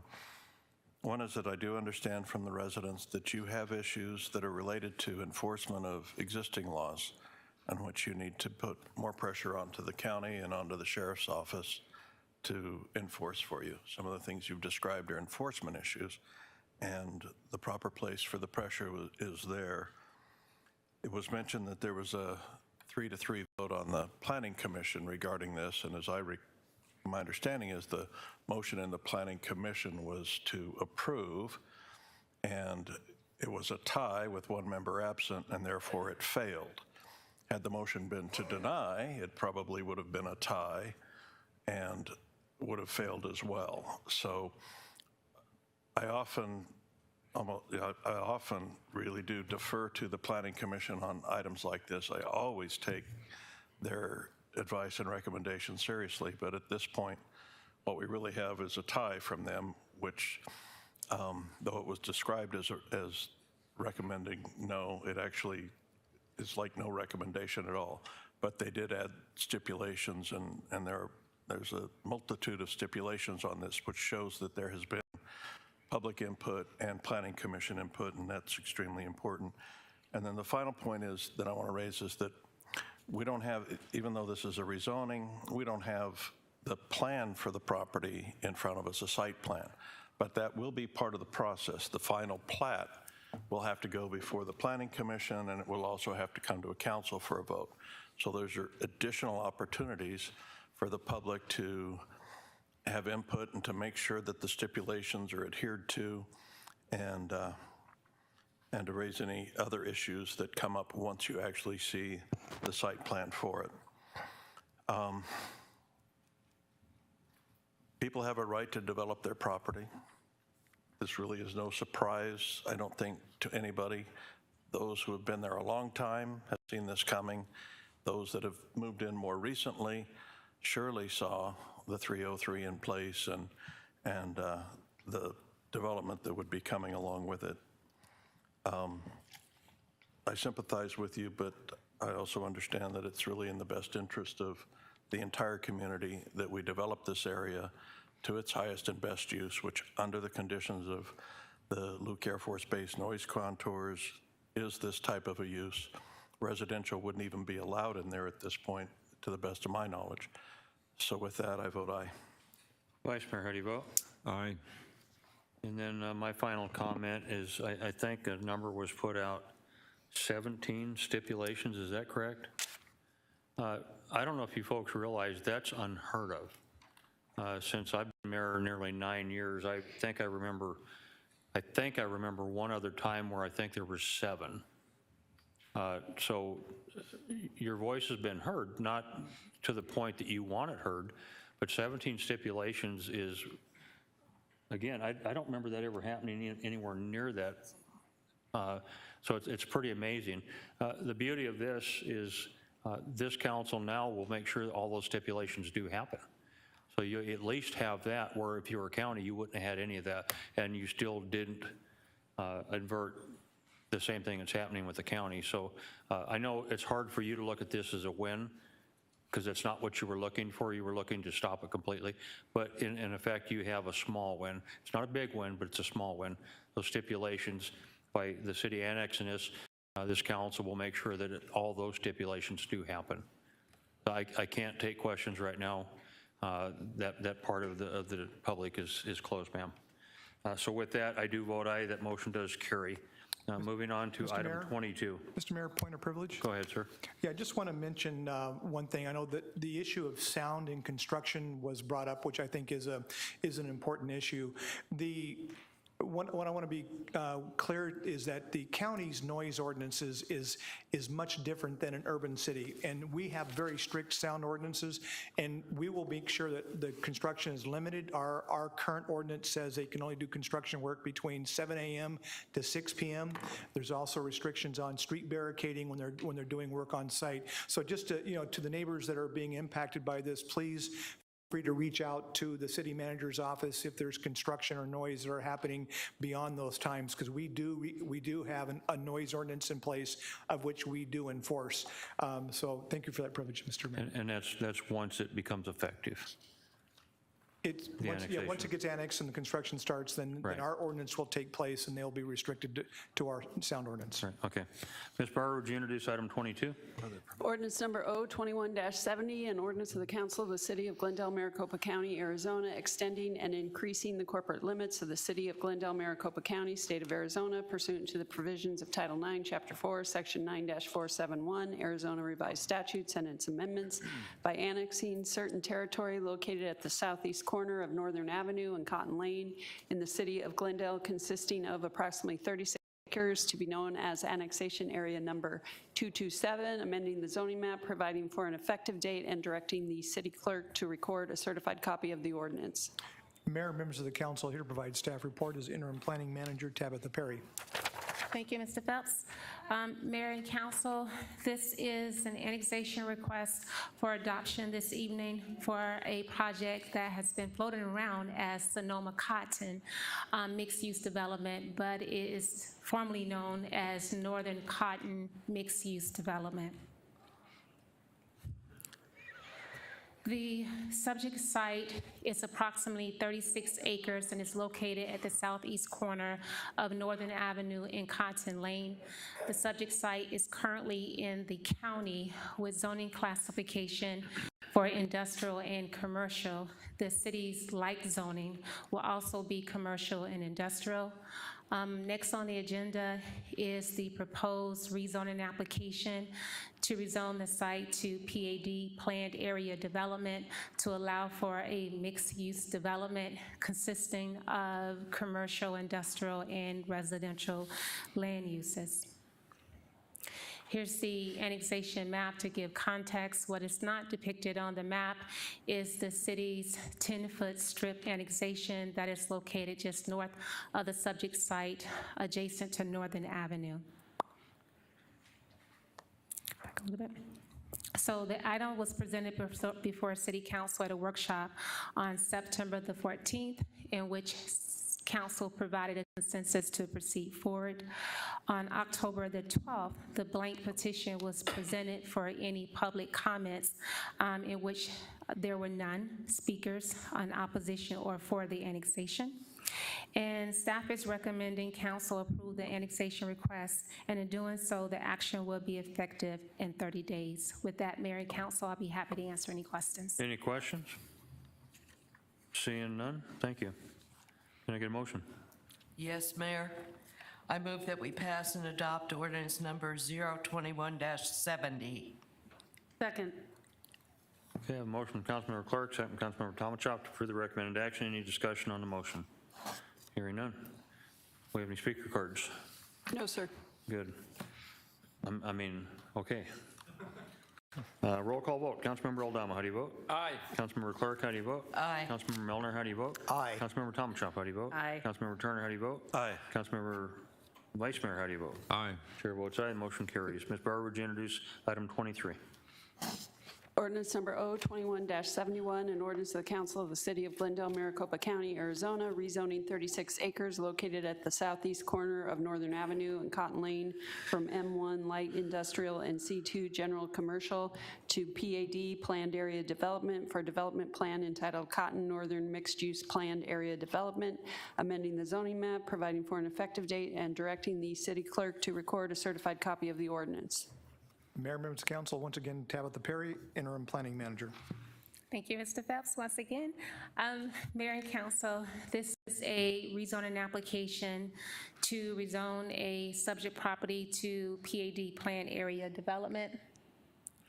The subject site is 30 acres in size, and the request is to rezone it from the light industrial and the general commercial to the PAD, Planned Area Development, to allow for a mixed-use development consisting of commercial, industrial, and residential land uses. Vicinity map, just to give context to the subject site in comparison to City Hall. The general plan land use designation is for regional mixed use. The regional mixed use allows for a variety of land uses, which includes the commercial, industrial, and residential land uses. Here's a zoning map to give context to the site. Here is an area map that shows that to the west of Cotton Lane is residential development.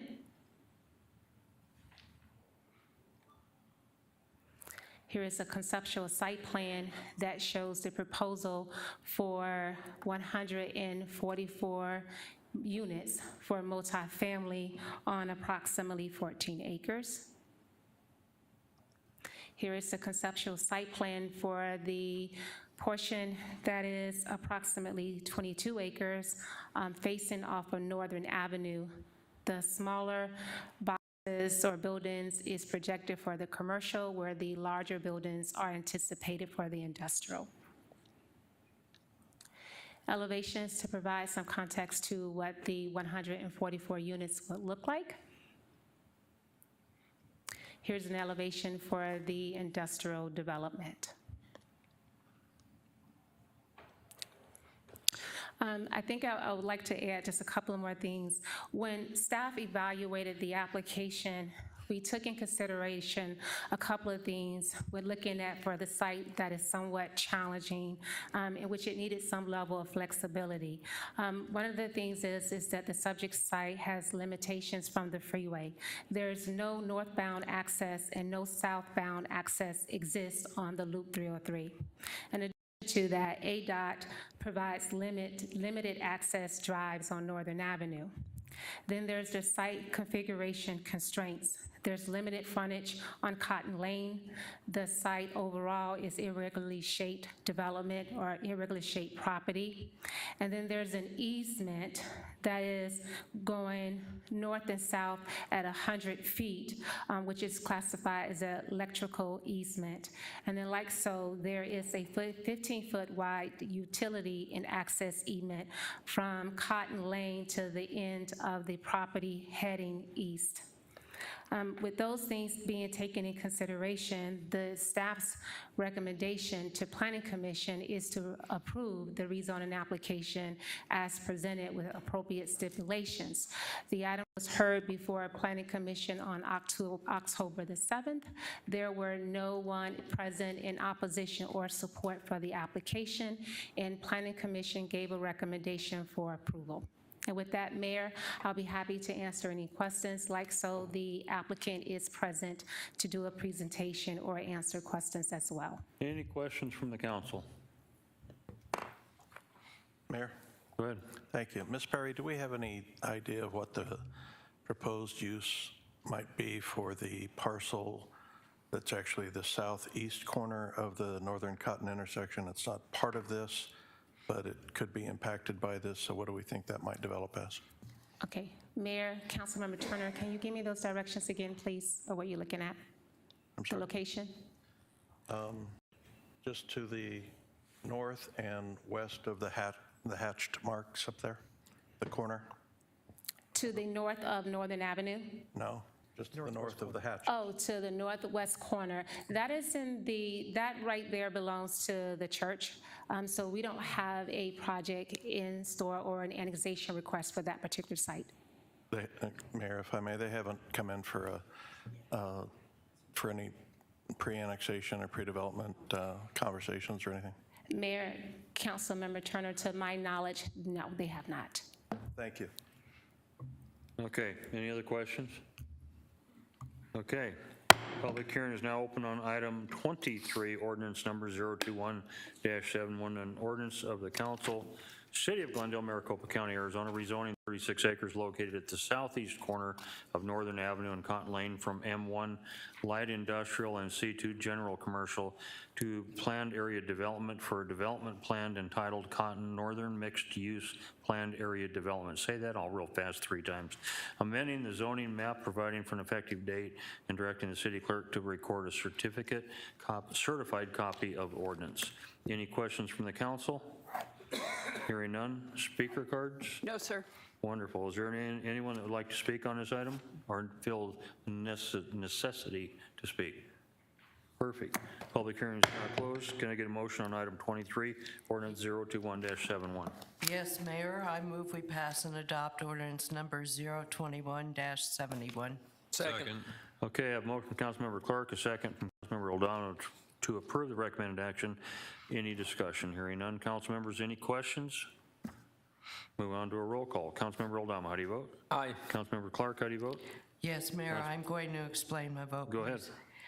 I'm going to support this project because the case was made, it's better that it be developed within the city of Glendale than within the county. But I will say this about the apartments. Council developed a policy and gave direction that this area would discourage residential, and for the most part, we have discouraged residential, except where there have been previous approvals before this council crafted that policy. I don't like the residential coming in at this site. I think it sends the wrong message to developers, and I hope that they would take heed that we're not seeking residential development as a companion piece to industrial manufacturing or commercial. I also feel that it's smoke and mirrors when you take a 36-acre site with only a portion of it having 144 units and then using the entire acreage of the site to determine the dwelling units per acre so as to meet Luke's stipulation of 4 dwelling units to the acre. Yeah, there are 4 dwelling units to the acre over the entire 36 acres, but only a portion of that site is actually being used for residential. So it's a mixed bag. I'm going to support it. I'm going to vote aye, but I'm not a happy camper on this one. Thank you, Mayor. Aye. The unhappy camper votes aye. Councilmember Miller. Aye. Councilmember Tomachov. Aye. Councilmember Turner. Aye. Vice Mayor. Aye. Chair votes aye, motion carries. Ms. Bauer, would you introduce item 24, please? Organics Loop 303, annexation application AN 229, public hearing located at the southwest corner of Bethany Home Road and Saraval Avenue. Mayor, members of the council, here's Tabitha Perry, interim planning manager. Thank you, Mr. Phelps. Mayor and council, this is the blank petition for Organics Loop 303. The subject site is located at the southwest corner of Bethany Home Road and Saraval Avenue, and the site is approximately 75 acres in size. The subject property is currently in the county with zoning classification of RU 43, and the light zoning for the subject site, if annexed into the city, would be RR 45. Both of these classifications would allow for a single-family residence. The applicant is proposing to rezone the site upon annexing to the city to a PAD planned area development to allow for an industrial center. Here's an annexation map to give context to the subject site in comparison to other city properties within our jurisdiction. The item was presented before City Council at a workshop on September the 28th, in which council gave consensus to proceed forward. This is the blank petition for anyone who wants to speak on the annexation request, and then the item would be followed by a future City Council public hearing on the adoption of the annexation. With that, Mayor and Council, I'd be happy to answer any questions. Any questions? Hearing none. Public hearing is now open on item 24, Organics Loop 303 annexation application AN-229. Public hearings located at the southwest corner of Bethany Home Road in Saraval. Questions? Hearing none. Speaker cards? No, sir. None. Public hearing is now closed. Ms. Bauer, would you introduce item 25? Parkway 303 West, annexation AN 231, application public hearing located at the southeast corner of Peoria Avenue and Cotton Lane. Mayor, members of the council, here to provide staff report, Tabitha Perry, interim planning manager.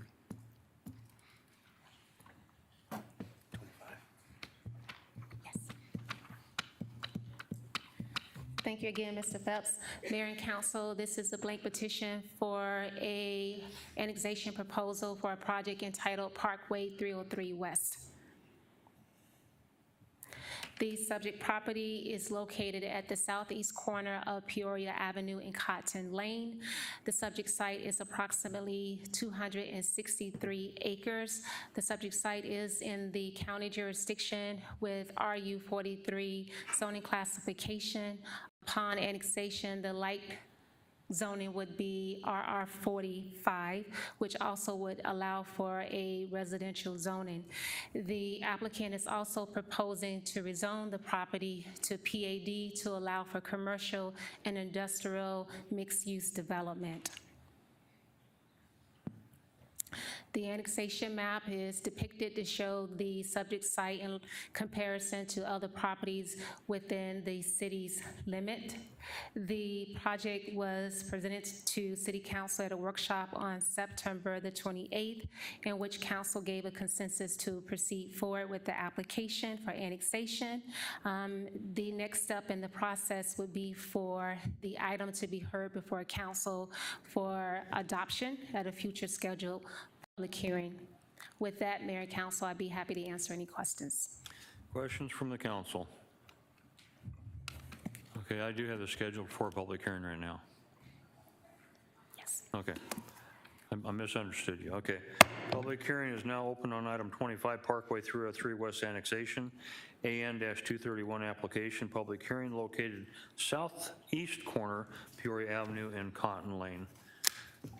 Any questions from our council? Hearing none. Speaker cards? No, sir. Okay. Public hearing is now closed. Moving on to ordinances. Ms. Bauer, item 26, if you would, please. Ordinance number O21-72, an ordinance of the Council of the City of Glendale, Maricopa County, Arizona, amending Glendale City Code, Chapter 25, nuisances, Article 6, damaged buildings, by adding Section 25-77, slum property designation.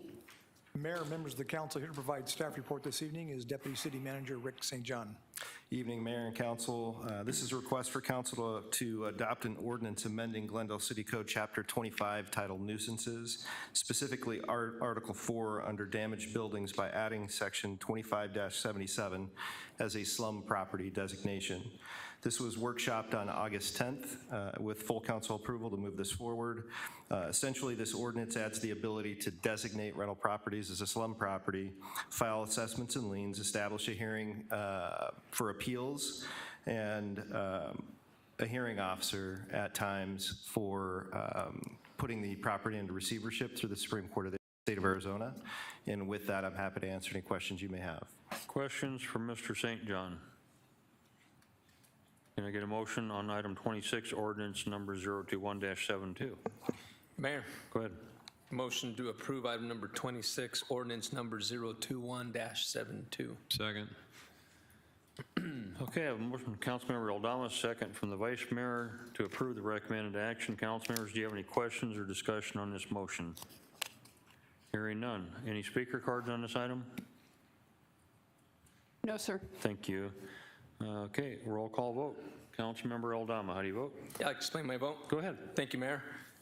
Simply, I just wanted to let those bad actors out there who own properties, you're on notice, and hopefully we get this passed today and you'll come to compliance. I vote aye. Thank you. Councilmember Milner, how do you vote? Aye. Councilmember Tomachoff, how do you vote? Aye. Okay, let's go back to Councilmember Milner. Use your microphone. How do you vote? Aye. Thank you. Councilmember Turner, how do you vote? Aye. Vice Mayor, how do you vote? Aye. I was trying to give Councilmember Clark time to get back in there, but she's not going to make it. Councilmember Clark is absent at the moment. Chair votes aye. The motion does carry. Ms. Bauer, would you introduce item 27, ordinance 021-73? Ordinance number O21-73, an ordinance of the Council of the City of Glendale, Maricopa County, Arizona, amending Glendale City Code by adding Chapter 30, Article 4, pavement preservation ordinance. Mayor, members of the council, here to provide staff report from Engineering Department is Don Besser. Thank you, Mr. Phelps. Mayor, council members, I'm pleased to be here tonight to have an ordinance in your packet for consideration. This was workshopped twice, on April 13th and then again on September 28th. This is an amendment to the code, if approved, that would allow us to adopt a formal policy, codify rules around the cutting of streets and the excavation in our public streets. As council knows, the purpose of this ordinance is to preserve the assets that this council has put into place in the form of our street reconstruction, our arterial reconstruction program, our pavement management program, and to protect those tens of millions of dollars of investments that you've been putting into the system over the last several years. It's to extend the life by reducing unnecessary cutting and excavating into our city roadways, thereby, as I said, extending the life, but also reducing the ongoing operational maintenance costs. As council's aware, we've had a number of engagements with our private utility providers that are the largest users of our right-of-way, and we have incorporated the feedback that we received from them in the way that we described to you in our previous workshops. As well, at December 28th workshop, you asked questions, gave us additional direction. All of that is incorporated. Whatever direction you gave us is incorporated in the ordinance as it sits. That concludes my presentation. Thank you. Can I get a motion for item 27, ordinance 021-73? Mayor. Go ahead. I move we pass and adopt ordinance 021-73 and waive reading beyond the title. Second. Motion from Councilmember Turner, second Councilmember Clark to approve the recommended action. Do we have any questions or discussion on the motion? Hearing none. Speaker cards? No, sir. Thank you. Roll call vote. Councilmember Eldama, how do you vote? Comment for Mayor. Go ahead. Mr. Bessler, I think I've said this to you before when this came up the first time in workshop. Mr. Bessler. Mr. Bessler, yeah. Okay, thank no, you, you sir. stand right there. Stop right there. You're Okay. fine right there. Go ahead. I think I mentioned this to you when you brought this to workshop. This is just an outstanding item you and your team developed and brought to us. I know you reached out to other cities, but this is a really, really good thing. I'm really proud of you guys, and I commend you for your leadership and the rest of your team. Really good stuff you hit out of the ballpark. I vote aye. Okay, you can go. Councilmember Clark, how do you vote? Dittos, aye. Councilmember Milner, how do you vote? Dittos, aye. Councilmember Tomachoff, how do you vote? Yes, Mayor, I'd like to just make a comment if I could. Go ahead. Thank you to you and your team. You don't have to do the hokey pokey, you can sit down. Thank you to you and your team. Our residents are investing tens of millions of dollars in our pavement over the last several years and are going to continue doing that moving forward. So I think this goes a long way in protecting that investment on behalf of our residents. And with that, I vote aye. Thank you. Councilmember Turner. Explain my vote. Go ahead. These pavement cuts shorten the life of the pavement, sometimes by as much as 10 years on what should be a 30-year investment, and that amounts to millions of dollars for every mile segment that doesn't last as long as it should. This is important, and with that, I vote aye. Thank you. Vice Mayor, how do you vote? Aye. Okay, and I'm going to explain my vote. I just wanted you to hear a compliment. I know it seems like there's never enough compliments, but when someone's making it to you, I just want to make sure you heard it. All right, good job. I vote aye. Motion carries unanimous. Ms. Barber, would you introduce item 28? Ordinance number 021-74, an ordinance of the Council of the City of Glendale, Maricopa County, Arizona, authorizing the execution of easements, warranty deeds, and maps of dedication at various locations throughout the city, and directing the city clerk to record a certified copy of the ordinance. Mayor, members of the council, here to provide staff report this evening is Glendale Principal Engineer Jamie Chapin. Thank you, Mr. Phelps. Good evening, Mayor and council members. This is a request for council to adopt an ordinance accepting maps of dedication, deeds, and easements throughout the city. These 8 items are in support of both private development and city projects. And staff is recommending acceptance of these land rights so that the city may maintain and operate its infrastructure. Thank you, and I'd be happy to answer any questions on any of the items. Okay. Questions? Hearing none. Can I get a motion for item 28, ordinance 021-74? Mayor. Go ahead. I move that we adopt and approve ordinance 21-74. Second. I have a motion from Councilmember Milner, a second from Councilmember Tomachoff to approve the recommended action. Any questions, discussions on this motion? Hearing none. Have any speaker cards? No, sir. Roll call vote. Councilmember Eldama, how do you vote? Aye. Councilmember Clark, how do you vote? Aye. Councilmember Milner, how do you vote? Aye. Councilmember Tomasoff, how do you vote? Aye. Councilmember Turner, how do you vote? Aye. Vice Mayor, how do you vote? Aye. Chair votes aye. The motion carries unanimous. Moving on to resolutions, item number 29, Ms. Power. Resolution number R21-110, resolution of the Council of the City of Glendale, Maricopa County, Arizona, establishing water and sewer user rates pursuant to Glendale City Code and setting forth effective dates. Mayor, members of the council, here to provide staff report this evening is Vicky Rios, Assistant City Manager. She'll be joined by Craig Johnson, our Director of Water Services. Mayor, members of the council, this is a request for the City Council to first conduct a public hearing in accordance with ARS 9-51101 regarding proposed increases to the City of Glendale water and sewer rates. After the public hearing, this is a request for council to waive reading beyond the title and and adopt a resolution which, if approved, will establish the new water rates effective January 1st, 2022, and then each January thereafter through January 1, 2026. The rate increase would be 4.3% for water and 3% for sewer. These rates have previously been discussed with council in workshop on June 8th and again on August 10th. And with that, I'll answer any questions. And as Mr. Phelps said, Mr. Johnson is also here to answer any questions. Okay, did you need to make a presentation? No, sir. You're just here to Ready answer questions? Yes, sir. Okay, so we're going to go ahead and move this item, and then we'll take questions. Mayor, can I get a motion to approve item 29? Yes, Mayor, I'm going to make a motion, but I'm going to be offering an amendment to the motion.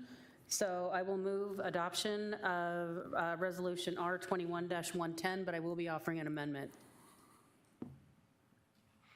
Okay, so if you're going to offer the amendment, I need to know what the amendment is. Okay, I'm going to be asking to amend this, that we adopt the first two rate increases of January 22 and January 23. We've essentially established a precedent of increasing rates or adjusting rates in two-year increments in the past. And given the current situation with the Colorado River, we're in a Tier 1 shortage. There's going to be adjustments to the amount of water that's going to be able to be delivered by CAP, and I feel like it's prudent to adjust our rates for the first 2 years and reassess in 2 years. We have a plan that if the rates still work for where we are in 2 years, we can continue to adopt the rates that are in this plan, but I feel like it would be prudent to just go with the first 2 years. I mean, already Pinell County is going to be receiving less water. The cost to deliver that water is not going to go down. Their operating costs are going to remain the same, but they're going to be selling less water, so I feel there will probably be some adjustment to what our water's costing us. So that's my amendment, is to adopt the first 2 years of this rate plan. Okay. Point of order. Go ahead. There's actually a motion on the floor, and it's the motion to approve as presented. And so, Mayor, you need to look for a second. And if it fails to have a second, then we would need another motion. But the challenge we have right now, under our rules of procedures, there is a pending motion on the floor without a second. Okay, I'm going to disagree with you because she was making that amendment during that motion. Can't do that. Can I withdraw the motion and remake the motion? Mayor and Councilmember, if the member who made the motion wants to withdraw the motion and make a different motion that incorporates what would have otherwise been the amendment, then yes, we can move forward in that regard. Misunderstood my instructions. So Mayor, if I would like to withdraw that motion. Okay. To adopt Resolution R21-110, and may I restate the motion with the amendment? Well, I thought that's what you were actually doing. That's what I was trying to do, but I must have misunderstood my instructions. Yeah, I thought that's exactly what you were doing. Point of order. Mayor?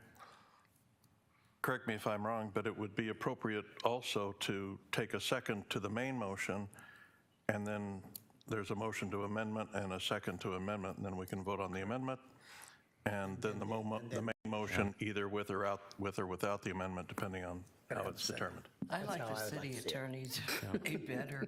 Withdraw and restate. Okay, Mr. Bailey. There's multiple ways to do it. Okay, well, let me speak. My understanding, a motion was being made with an amendment on it, which would have changed what he's offering. We haven't moved that as of that point till Councilmember Tomachoff started speaking. So that's what I'm trying to clarify what you just said. I made a motion to adopt the resolution as it was, though, I believe. But it wasn't So, but I seconded. thought I was supposed to do that, and then once it was seconded, then offer the amendment. So I misunderstood. I will second the Yeah, okay. council member's motion. So right now, we have nothing on the floor, so we're going to start over. You withdrew yours. I withdrew the motion. Okay, so would you like to make an I amendment? would love to. I will just read. Would you like to make a motion I will with make a new the different motion. language, is what I'm saying? Okay. Is that, you agree with that? I think that's acceptable so long as the council understands what the motion is. Okay. Right, and then, Mayor, if I could clarify with Mr. Bailey, if my amended motion fails, then somebody can make a motion to Correct. adopt it the way it is. Correct. If it Mayor- fails, No, Mayor and council, no, that's the problem, is if your motion that includes the two, some would say that the original motion fails. So the cleaner way to do it, which is more laborious, is to take a motion to approve the item and have a second. And then after, when you indicated that you would want to offer a second, is then take the second, or which would be the amendment, take the amendment and then get a second on the amendment. So then all you're considering first is the amendment. Then if the amendment passes, then that would be incorporated into the original motion. If it doesn't pass, it doesn't kill the original item. okay. All right. I guess I'm up. Different way of doing it. Okay, Different all way. right. Mayor, I'd like to make a motion to amend Resolution R21-110. No, point of order. No, we need you to just make the motion. I thought, okay, I'm totally No, confused. if you would just make the motion to approve. All right, I move that we adopt Resolution R21-110. Second. Okay, I have a motion from Councilmember Tomachoff, a second from Councilmember Eldama. Do we have questions or discussion on that motion? I would like to offer an amendment to that motion, Mayor, and my amendment, as stated previously, I won't go into the whole diatribe that I just did, but I believe that we have established a precedent of adopting rates in 2-year increments. At least since I've been here, we've adopted rate adjustments in 2-year increments. I believe it's more prudent to be absolutely certain that these rates are going to accommodate what our costs are, and going forward for 2 years, there's too much uncertainty right now, I think, to adopt a 5-year rate plan. We have a 5-year rate plan that we can use if at the end of the 2 years we see it's still going to work for what we need to do, what our costs are, we can continue on with it. But I'm amending this, my amendment is to offer adjustments in January 22 and January 23, and then to reassess at the end of that and see if we're going to move forward with the I second. Are you good, Mr. Bailey? Mayor, I am, and what is on the floor is the amendment, not, it's strictly for the amendment that it would go from a 5-year to a 2-year programmatic rate adjustment. Mayor. So with that, go ahead. Thank you, Mayor. So just get a clarifying question. If we adopt it as is in 5 years, can we benchmark this thing in 2 years and review it? Yes. Correct? That's what I thought. If we don't, we have to do this all over again if we feel like. So I don't see how that makes any sense. If we vote it in the 5 years, we ask the city manager to come back in 2 years where we benchmark it and we review it. We may end up saying, yeah, we're done at the 2 years. I don't want to come through and do this again. Mayor? Go ahead. Councilmember O'Donnell, if you're saying we're still going to have to do it again in 2 years either way, this isn't going to change that if we're going to reassess in 2 years. And based on how we've adjusted rates since I've been here, we've adopted rates in 2-year increments. And I think it's really more fair to residents to also understand that that's kind of what they've expected in the past, that they know what the rates are going to. One of my big concerns is that we're going to have to even increase them even more if our costs. There's a very good chance that our costs are going to increase because of the Colorado River shortage. I mean, that's a real thing, and the cost to deliver the water is not going to go down, even though they're delivering less water. So they're going to be selling less water, but their costs are not going to change. So I would rather not have to go, say we're adopting a 5-year rate plan, and then to have to go back and change it and increase it, which is a real possibility. Yeah, so I don't know who to ask this question to, Mr. Phelps or someone. Two things. One is if in fact their water allocation is smaller, are they charging us more for the water? If we're getting less water, you're saying yes? Yeah, Mayor, that's correct. The operations and maintenance cost for CAP for the canal remains the same. Right. So if you have the full number of users, the price is shared between all of them. If you have less users, the same price is shared by the less users. So our price, the price per acre foot goes up for those because there's less people taking the water out of the canal. Okay. Okay. You had a statement you wanted to make? Well, I think I want to clarify, I believe, what Councilmember Aldama was alluding to. The council could pass the 5-year rate, and then if everything meets the targets and the projections, then no new rate increase would be necessary. But at any and all times through the budgeting process, the council has the right to adjust rates. So I think that's, if I understand Councilmember Aldama's point, you could pass a more than 2-year, but you always reserve the right to adjust it if circumstances changes. Right, so, and that was my question I was going to ask you. We don't have to even benchmark it. If you come back and say, our costs are going up, we need to revisit this, we can revisit it at any time. Yes. Is that correct? That's correct, sir. Okay, so I don't know, I don't know what yours is doing that wouldn't already be done, other than yours is mandatorily making it happen in 2 years. Can I explain that, Mayor? Well, yeah, please. Thank you. So my point is that we would be telling the residents these are our rates for the next 5 years when we don't have a lot of certainty. I think we can be pretty certain for the next 2 years. And besides that, we've established a precedent of doing this every 2 years. That's what we've been doing. So that, to me, that's what the difference is that the residents are going to see that we adopted a 5-year rate plan for our water and sewer charges, and that's they're going to think that that's what it's going to be for the next 5 years, when there's likely going to have to be an adjustment to it. So that's, to me, that's what the difference is adopting it for 5 years. Rather than saying 2 years, we can look at it again in 2 years. The rate study's already done. We're not going to have to go back and do any of that again. So, and if we have to make adjustments to it, we can, which is what you're saying we would have to do anyway. So that's the way I feel. I'm not going to be prepared to be a yes on a 5-year rate plan. I'm just putting that out there now. I would be a yes for a 2-year plan. Mr. Melner. Thank you, Mayor. I disagree with Councilmember Tomachoff's argument. I believe us putting a rate out there for the taxpayers to know that this is the rate of increase that you can expect in the next 5 years.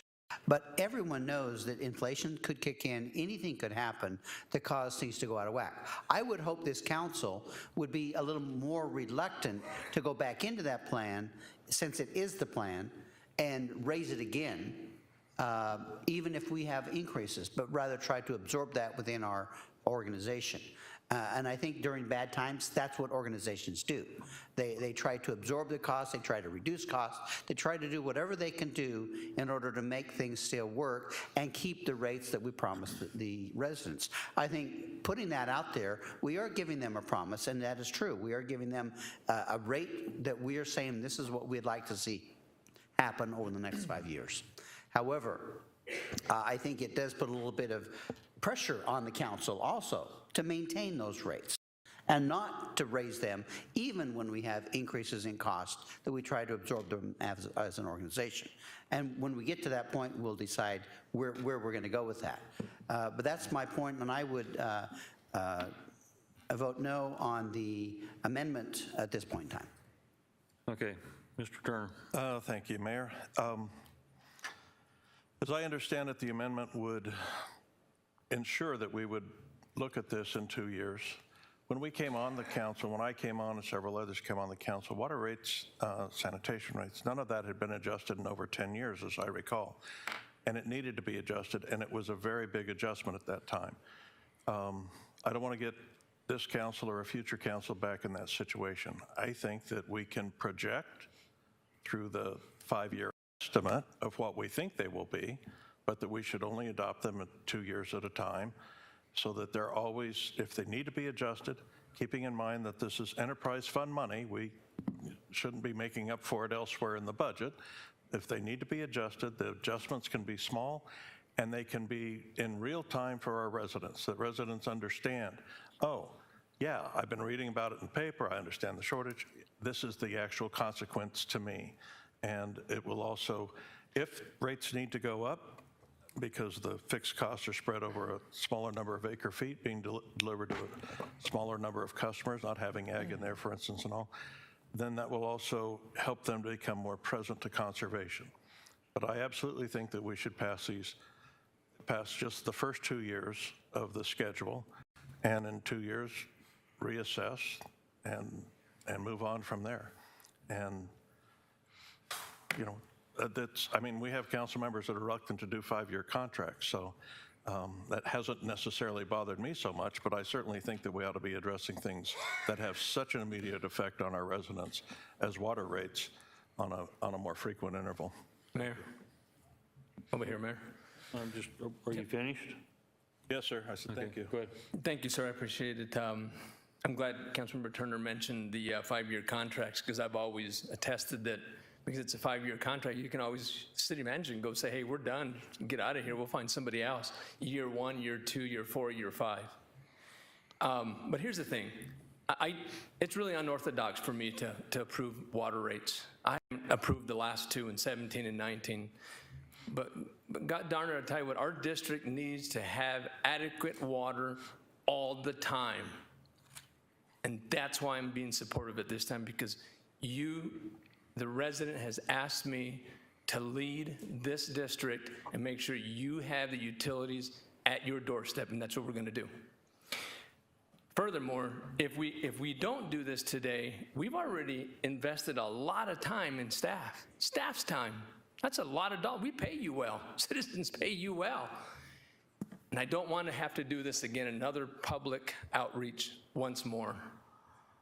I'd like to get it done today and be done with it. And I trust in our staff that, I use the term benchmark, but if there's some really high increases, we're going to come back to the table again.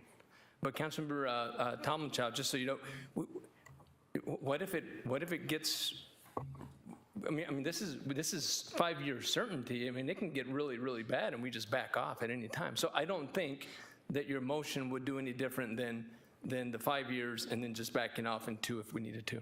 So I too am going to vote no to the amendment. Thank you, Mayor. Mayor, nobody's talking about not adopting rate increases. I don't know where that's coming from. And by the way, I have voted previously for the rate increases because I understand the need for infrastructure and to preserve our water system and our wastewater system, how important that is to our community. So I've supported that every single time, and I'm supporting it now. I honestly don't know how we ever got to a 5-year plan, because we've been doing this in 2-year increments. I'm not sure where the 5 years came from, and I don't feel like it's prudent to do that right now. We have the rate study, we have the 5-year plan, but we can adopt the first 2 years of it. Nobody's saying not to do this or to adjust the rates. I support adjusting the rates. I just only support adjusting the first 2 rate adjustments at this time. Mayor. Okay. I've been really good, and I've listened to both sides of the equation on this, and I find that I do fall on the side of Councilmember Tomlinchow. Traditionally, we have looked at the rates every 2 years, and I cannot see a reason to abandon that habit and practice. So I do want to revisit our rate structure in 2 years. Plus, it also provides another opportunity to inform our ratepayers and our public of exactly what we are doing with regard to water and sewer rates. So I support the motion. Okay, we're going to go ahead and... Mayor, I have a question. Go ahead. If I could. So if we adopt the 2-year, will that affect our ability to carry on with all the services we're going to provide with the water with an increase, or will that Mayor, slow Vice us down? Mayor, no, we reevaluate our budget every year, and we look at all of our costs associated with operating the business, and we make adjustments accordingly when you come to you for budget, and if the revenue falls short, or if we're not meeting council policy, then I'll work with city management to present that to council. So we're saying that if we do a 2-year, you won't be harmed? No, sir. Okay, because I don't want anything to go wrong with our water system and our sewer. I want it maintained. No, the way the plan is put together right now is we are planning January 1st, the revenue will continue to come in at those rates that you set for the next 2 years, and that gives us a year and a half to look at this. Well, we'll look at it again in this coming budget year, and then we'll look at it the next budget year, and then we can update council on where we stand exactly. Okay. Mr. Phelps. Mayor, members of the council, so from a staff perspective, the advantage of the 5 years, a couple things. One, the largest potential impact on the rate is not going to be supply. It's the fact that we have a very specific long-range capital improvement plan of making improvements to our plant and development of water supply, the new regulations for purification. And so having predictability on a 5-year rate structure is really most advantageous there. But as we said, at any time, every year, the council can readjust. But what it would keep us from having to do, if all of the numbers, all of the budget forecast remain consistent to what our forecast is, it would just mean we wouldn't have to then stop the process, have staff go out and re-engage with public. There's a required public process for going through and doing this. So there's advantage from a staff perspective. It's clearly a policy issue. But again, just as a reminder, the vast majority of what this rate structure is going to do is not to pay for the supply of water. It's really all of the capital improvements that we're making to increase redundancy, to replace a very old and aging infrastructure. And so that does help us from a long-range planning perspective. These projects are not one-year projects. They typically can run multiple years over a period of time. Thank you. All right, and then I think it's been said, I just want to repeat it to make sure that I've got it. If we'd adopted the 5-year, we can revisit this every year. If we notice cost of chemicals go up ridiculous like they have many times in the past, if labor costs go up, Supplies. any supplies, cement, electric, whatever, any of those go up every year. We don't have to wait for 2 years. Every year we can revisit this.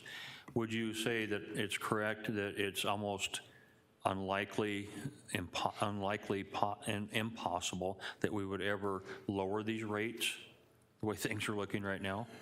Mayor, council, with the plan that we've got in front of us, I don't see them being lowered. Right, so again, I don't know, personally, the 5-year plan to me, I don't see a problem with that. If finance or you say there's a problem 11 months from now and we have to revisit it in 12 months, because we have to have some sort of cost increase, that's a burden all of us have to bear. So whether we do it in 2 years or 3 years or 5 years, that to me makes no difference. I don't have a problem with supporting this.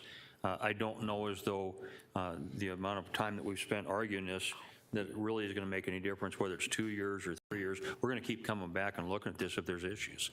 And that's the beauty of this council. We have that opportunity to do that.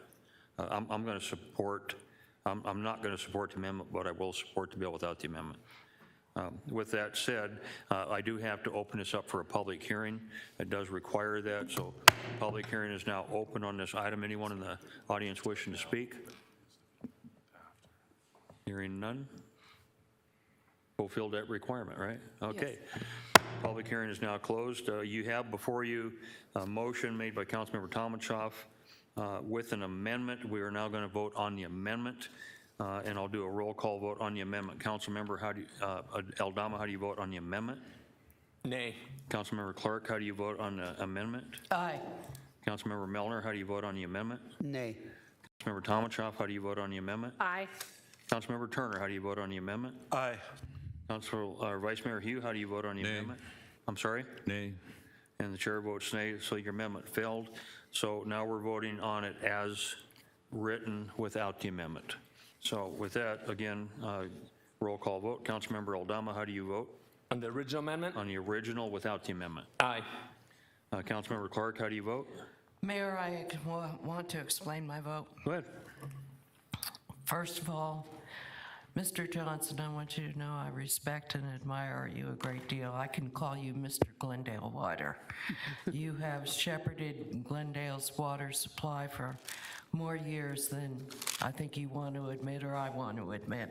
So I do respect your advice and your counsel, even though I may not always agree with it. I find that the case is made for raising the rates at some point for the cost of water, chemicals, O&M. Those are hard costs that can be quantified. I do have a trouble with the provision of redundancy. Redundancy is not a critical element. It's an element we would like to accomplish over time. I don't think that we necessarily have built into this package a longer time period with which to create that redundancy. I also find that I'm having, I've thought about this a lot. Whatever I'm saying or doing, I'm not doing lightly. I've thought about this for months now. The rates don't take into consideration the fact that we have tremendous growth going on in the city. New ratepayers that are going to contribute to the overall health of the business. Yes, I know that we'll have to issue more water, but I think the ratepayers and what they pay totally compensates for whatever new water demands there are. You're asking for 4.3 for water and 3.0 for sewer over the next 5 years. But I think the issue that we went back and forth on the most was the one of compounding. And the fact that we're asking the ratepayer to pay, I'll pick a number, 3% this year. Add that 3% cost to what you're already paying. So say you're paying $100 a month, now you're paying $103 a month. Next year, whatever the increase is based upon that 103, not upon the 100 you were paying a year ago. So each year, that same percentage is based upon a greater amount that you pay on an annual basis. And I think, honestly, there should be an adjustment for that, but there is none. And so I don't think when we tell people it's going to cost X% per year that we're necessarily being totally truthful with that. So I'm sorry, Mr. Johnson. As I said, I've thought about this a great deal. I think you make a half case. I'm not sure you make a whole case. And with that, I will be voting no. Councilmember Milner, how do you vote? Aye. Councilmember Tomachoff, how do you vote? Mayor, I'd like to explain my vote. Sure. I would gladly support the water rate increase in 2-year increments as we've been doing, our residents are customary to expecting. And maybe I misstated the case that I believe not just the cost of water, but just the cost of doing business continues to increase, the cost of wages, insurance, materials, the pipes, everything we're doing, the concrete, all of it, the costs continue to increase. So I am not comfortable adopting a 5-year rate plan, and with that, I vote nay. Councilmember Turner, how do you vote? Explain my vote. Go ahead. Thank you, Mayor. I think on an issue as important as this, it's crucial that the council stay on top of it on a relatively regular basis. We've been doing it on 2 years. I believe that the council's instruction was to bring us back a 2-year proposal. We got a 5. Nonetheless, I just think in these uncertain times, it really is in the best interest of our residents that the council have to come back and look at these rates on a 2-year basis, and therefore, I vote no. Vice Mayor, how do you vote? Aye. Chair votes aye. The motion does carry. New business. Ms. Bauer, would you introduce item number 30 for us? Authorization to enter into a professional services agreement with Plaza del Rio Management Corporation to develop marketing and branding materials for 54 plus or minus acres of city-owned property and 9 plus or minus privately owned acres located at southeast corner of 95th Avenue and Cardinals Way. Mayor, members of the council, here to provide staff report this evening is Glendale Economic Development Director Brian Friedman. Thank you, Mr. Phelps. Very good evening, Mayor and Council. This item is a request for council to approve a professional services agreement with Plaza del Rio Management Corporation to serve as the owner's representative for the purpose of developing a communications plan to include marketing and branding materials for the entire 63-acre site located at the southeast corner of 95th Avenue and Cardinals Way. The agreement includes specific deliverables, timelines, and costs, and is the next step in continuing to explore the project's viability with our partners and the adjacent landowner. To recap, Mayor and Council, I apologize. Are we receiving this up on the screen as well? Perfect. Okay, then Mayor and Council, apologize. To recap Council's prior actions regarding this opportunity, in March of this year, Council attended a tour at Sky Song. In June, they provided consensus to pursue a partnership with Plaza Companies. In August, we received the agreement approval, and in September 14th, Council approved of 2 items, a site plan with phasing options, and then design standards, as well as covenants, codes, and restrictions. In this area, the subject property is located at the intersection of 95th Avenue and Cardinals Way. It's purple on your screens, just south of Cardinals Way and the Cardinals Stadium, and in just east of Crystal Lagoons Island Resort. To give you a little more detail on the site, the property that is shown on your screens in yellow and in green are both owned by the City of Glendale. The site in green is approximately 20 acres. It is unencumbered and undeveloped. The site in yellow is the site of 4,001 parking spaces, which serves as parking for both the ASTA agreement, the Bidwell or Cardinals family agreement, as well as the Crystal Lagoons agreement. And then the 9 acres in orange is owned by the Bidwell family.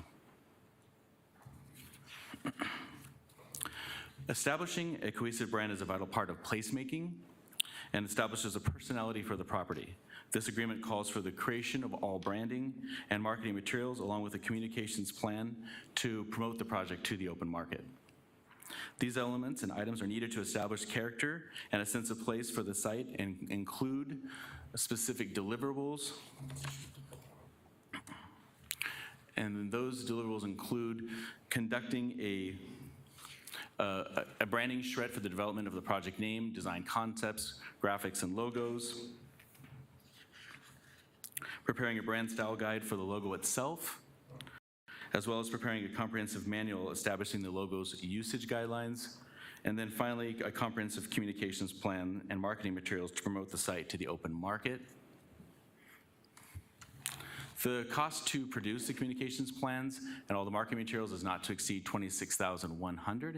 It will be taken from the general fund contingency and is a term of 12 months. However, we expect the product to be delivered sooner for council's consideration.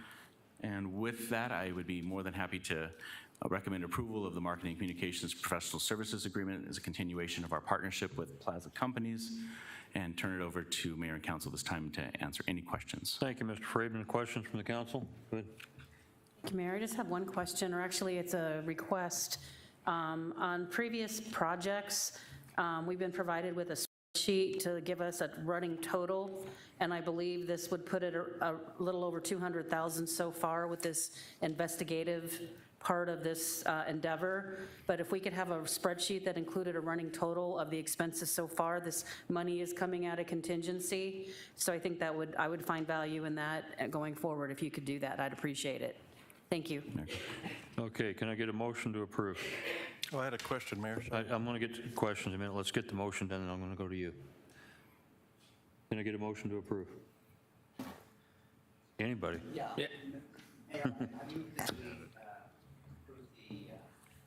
The agreement with Plaza Companies. Item number 30? Yes, item number 30. Thank you. Is there a second? Second. Okay, I have a motion from Councilmember Melner, a second from Councilmember Aldama to recommended action. Now, Mr. Turner. Thank you, Mayor. Well, hello, Mr. Friedman. We're looking at a 63-acre site, I think, and 10 acres of which are privately owned. Is that, but the work that's being done tonight and the previous contracts cover all of the acreage. Is the private owner participating in the cost of any of this on a pro rata share? Mayor and council members, no, not at this time. We are working on our property to help. Thank you. That's all, Mayor. Thank you. Any other questions? Okay. Do we have any speaker cards? No, sir. Thank you. Roll call vote.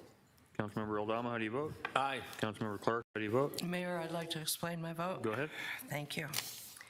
I welcome this and the past agreements and any future agreements with Plaza because each one leads to putting meat on the bones of an idea. And right now, we're still in the concept phase. We know we want something to happen with that property. So this is just another building block in identifying the possibilities for that site. So I welcome Plaza companies in this agreement, and I vote aye. Councilmember Melner, how do you vote? Aye. Councilmember Tomachoff, how do you vote? Mayor, I'd like to explain my vote. Go ahead. Thank you. I've struggled with this from the very beginning, and I've done a lot of kind of soul searching to figure out what my issue really is here. And I think for me, there's two issues. One is I really believe in limited government and government staying out of people's business. And this is basically government acting as a developer and an investor. I fundamentally disagree with that. And I fundamentally disagree with government competing with private investment. Those are just two fundamental beliefs of mine. I can't find a way to get around that. I very much respect and admire Plaza companies, but I just really fundamentally just don't think that this is an arena government should be in. There's a lot of private investment happening in that area, and I don't believe that as we should be using taxpayer money to compete with private investment. I vote nay. Councilmember Turner, how do you vote? Explain my vote, Mayor. Go ahead. Thank you.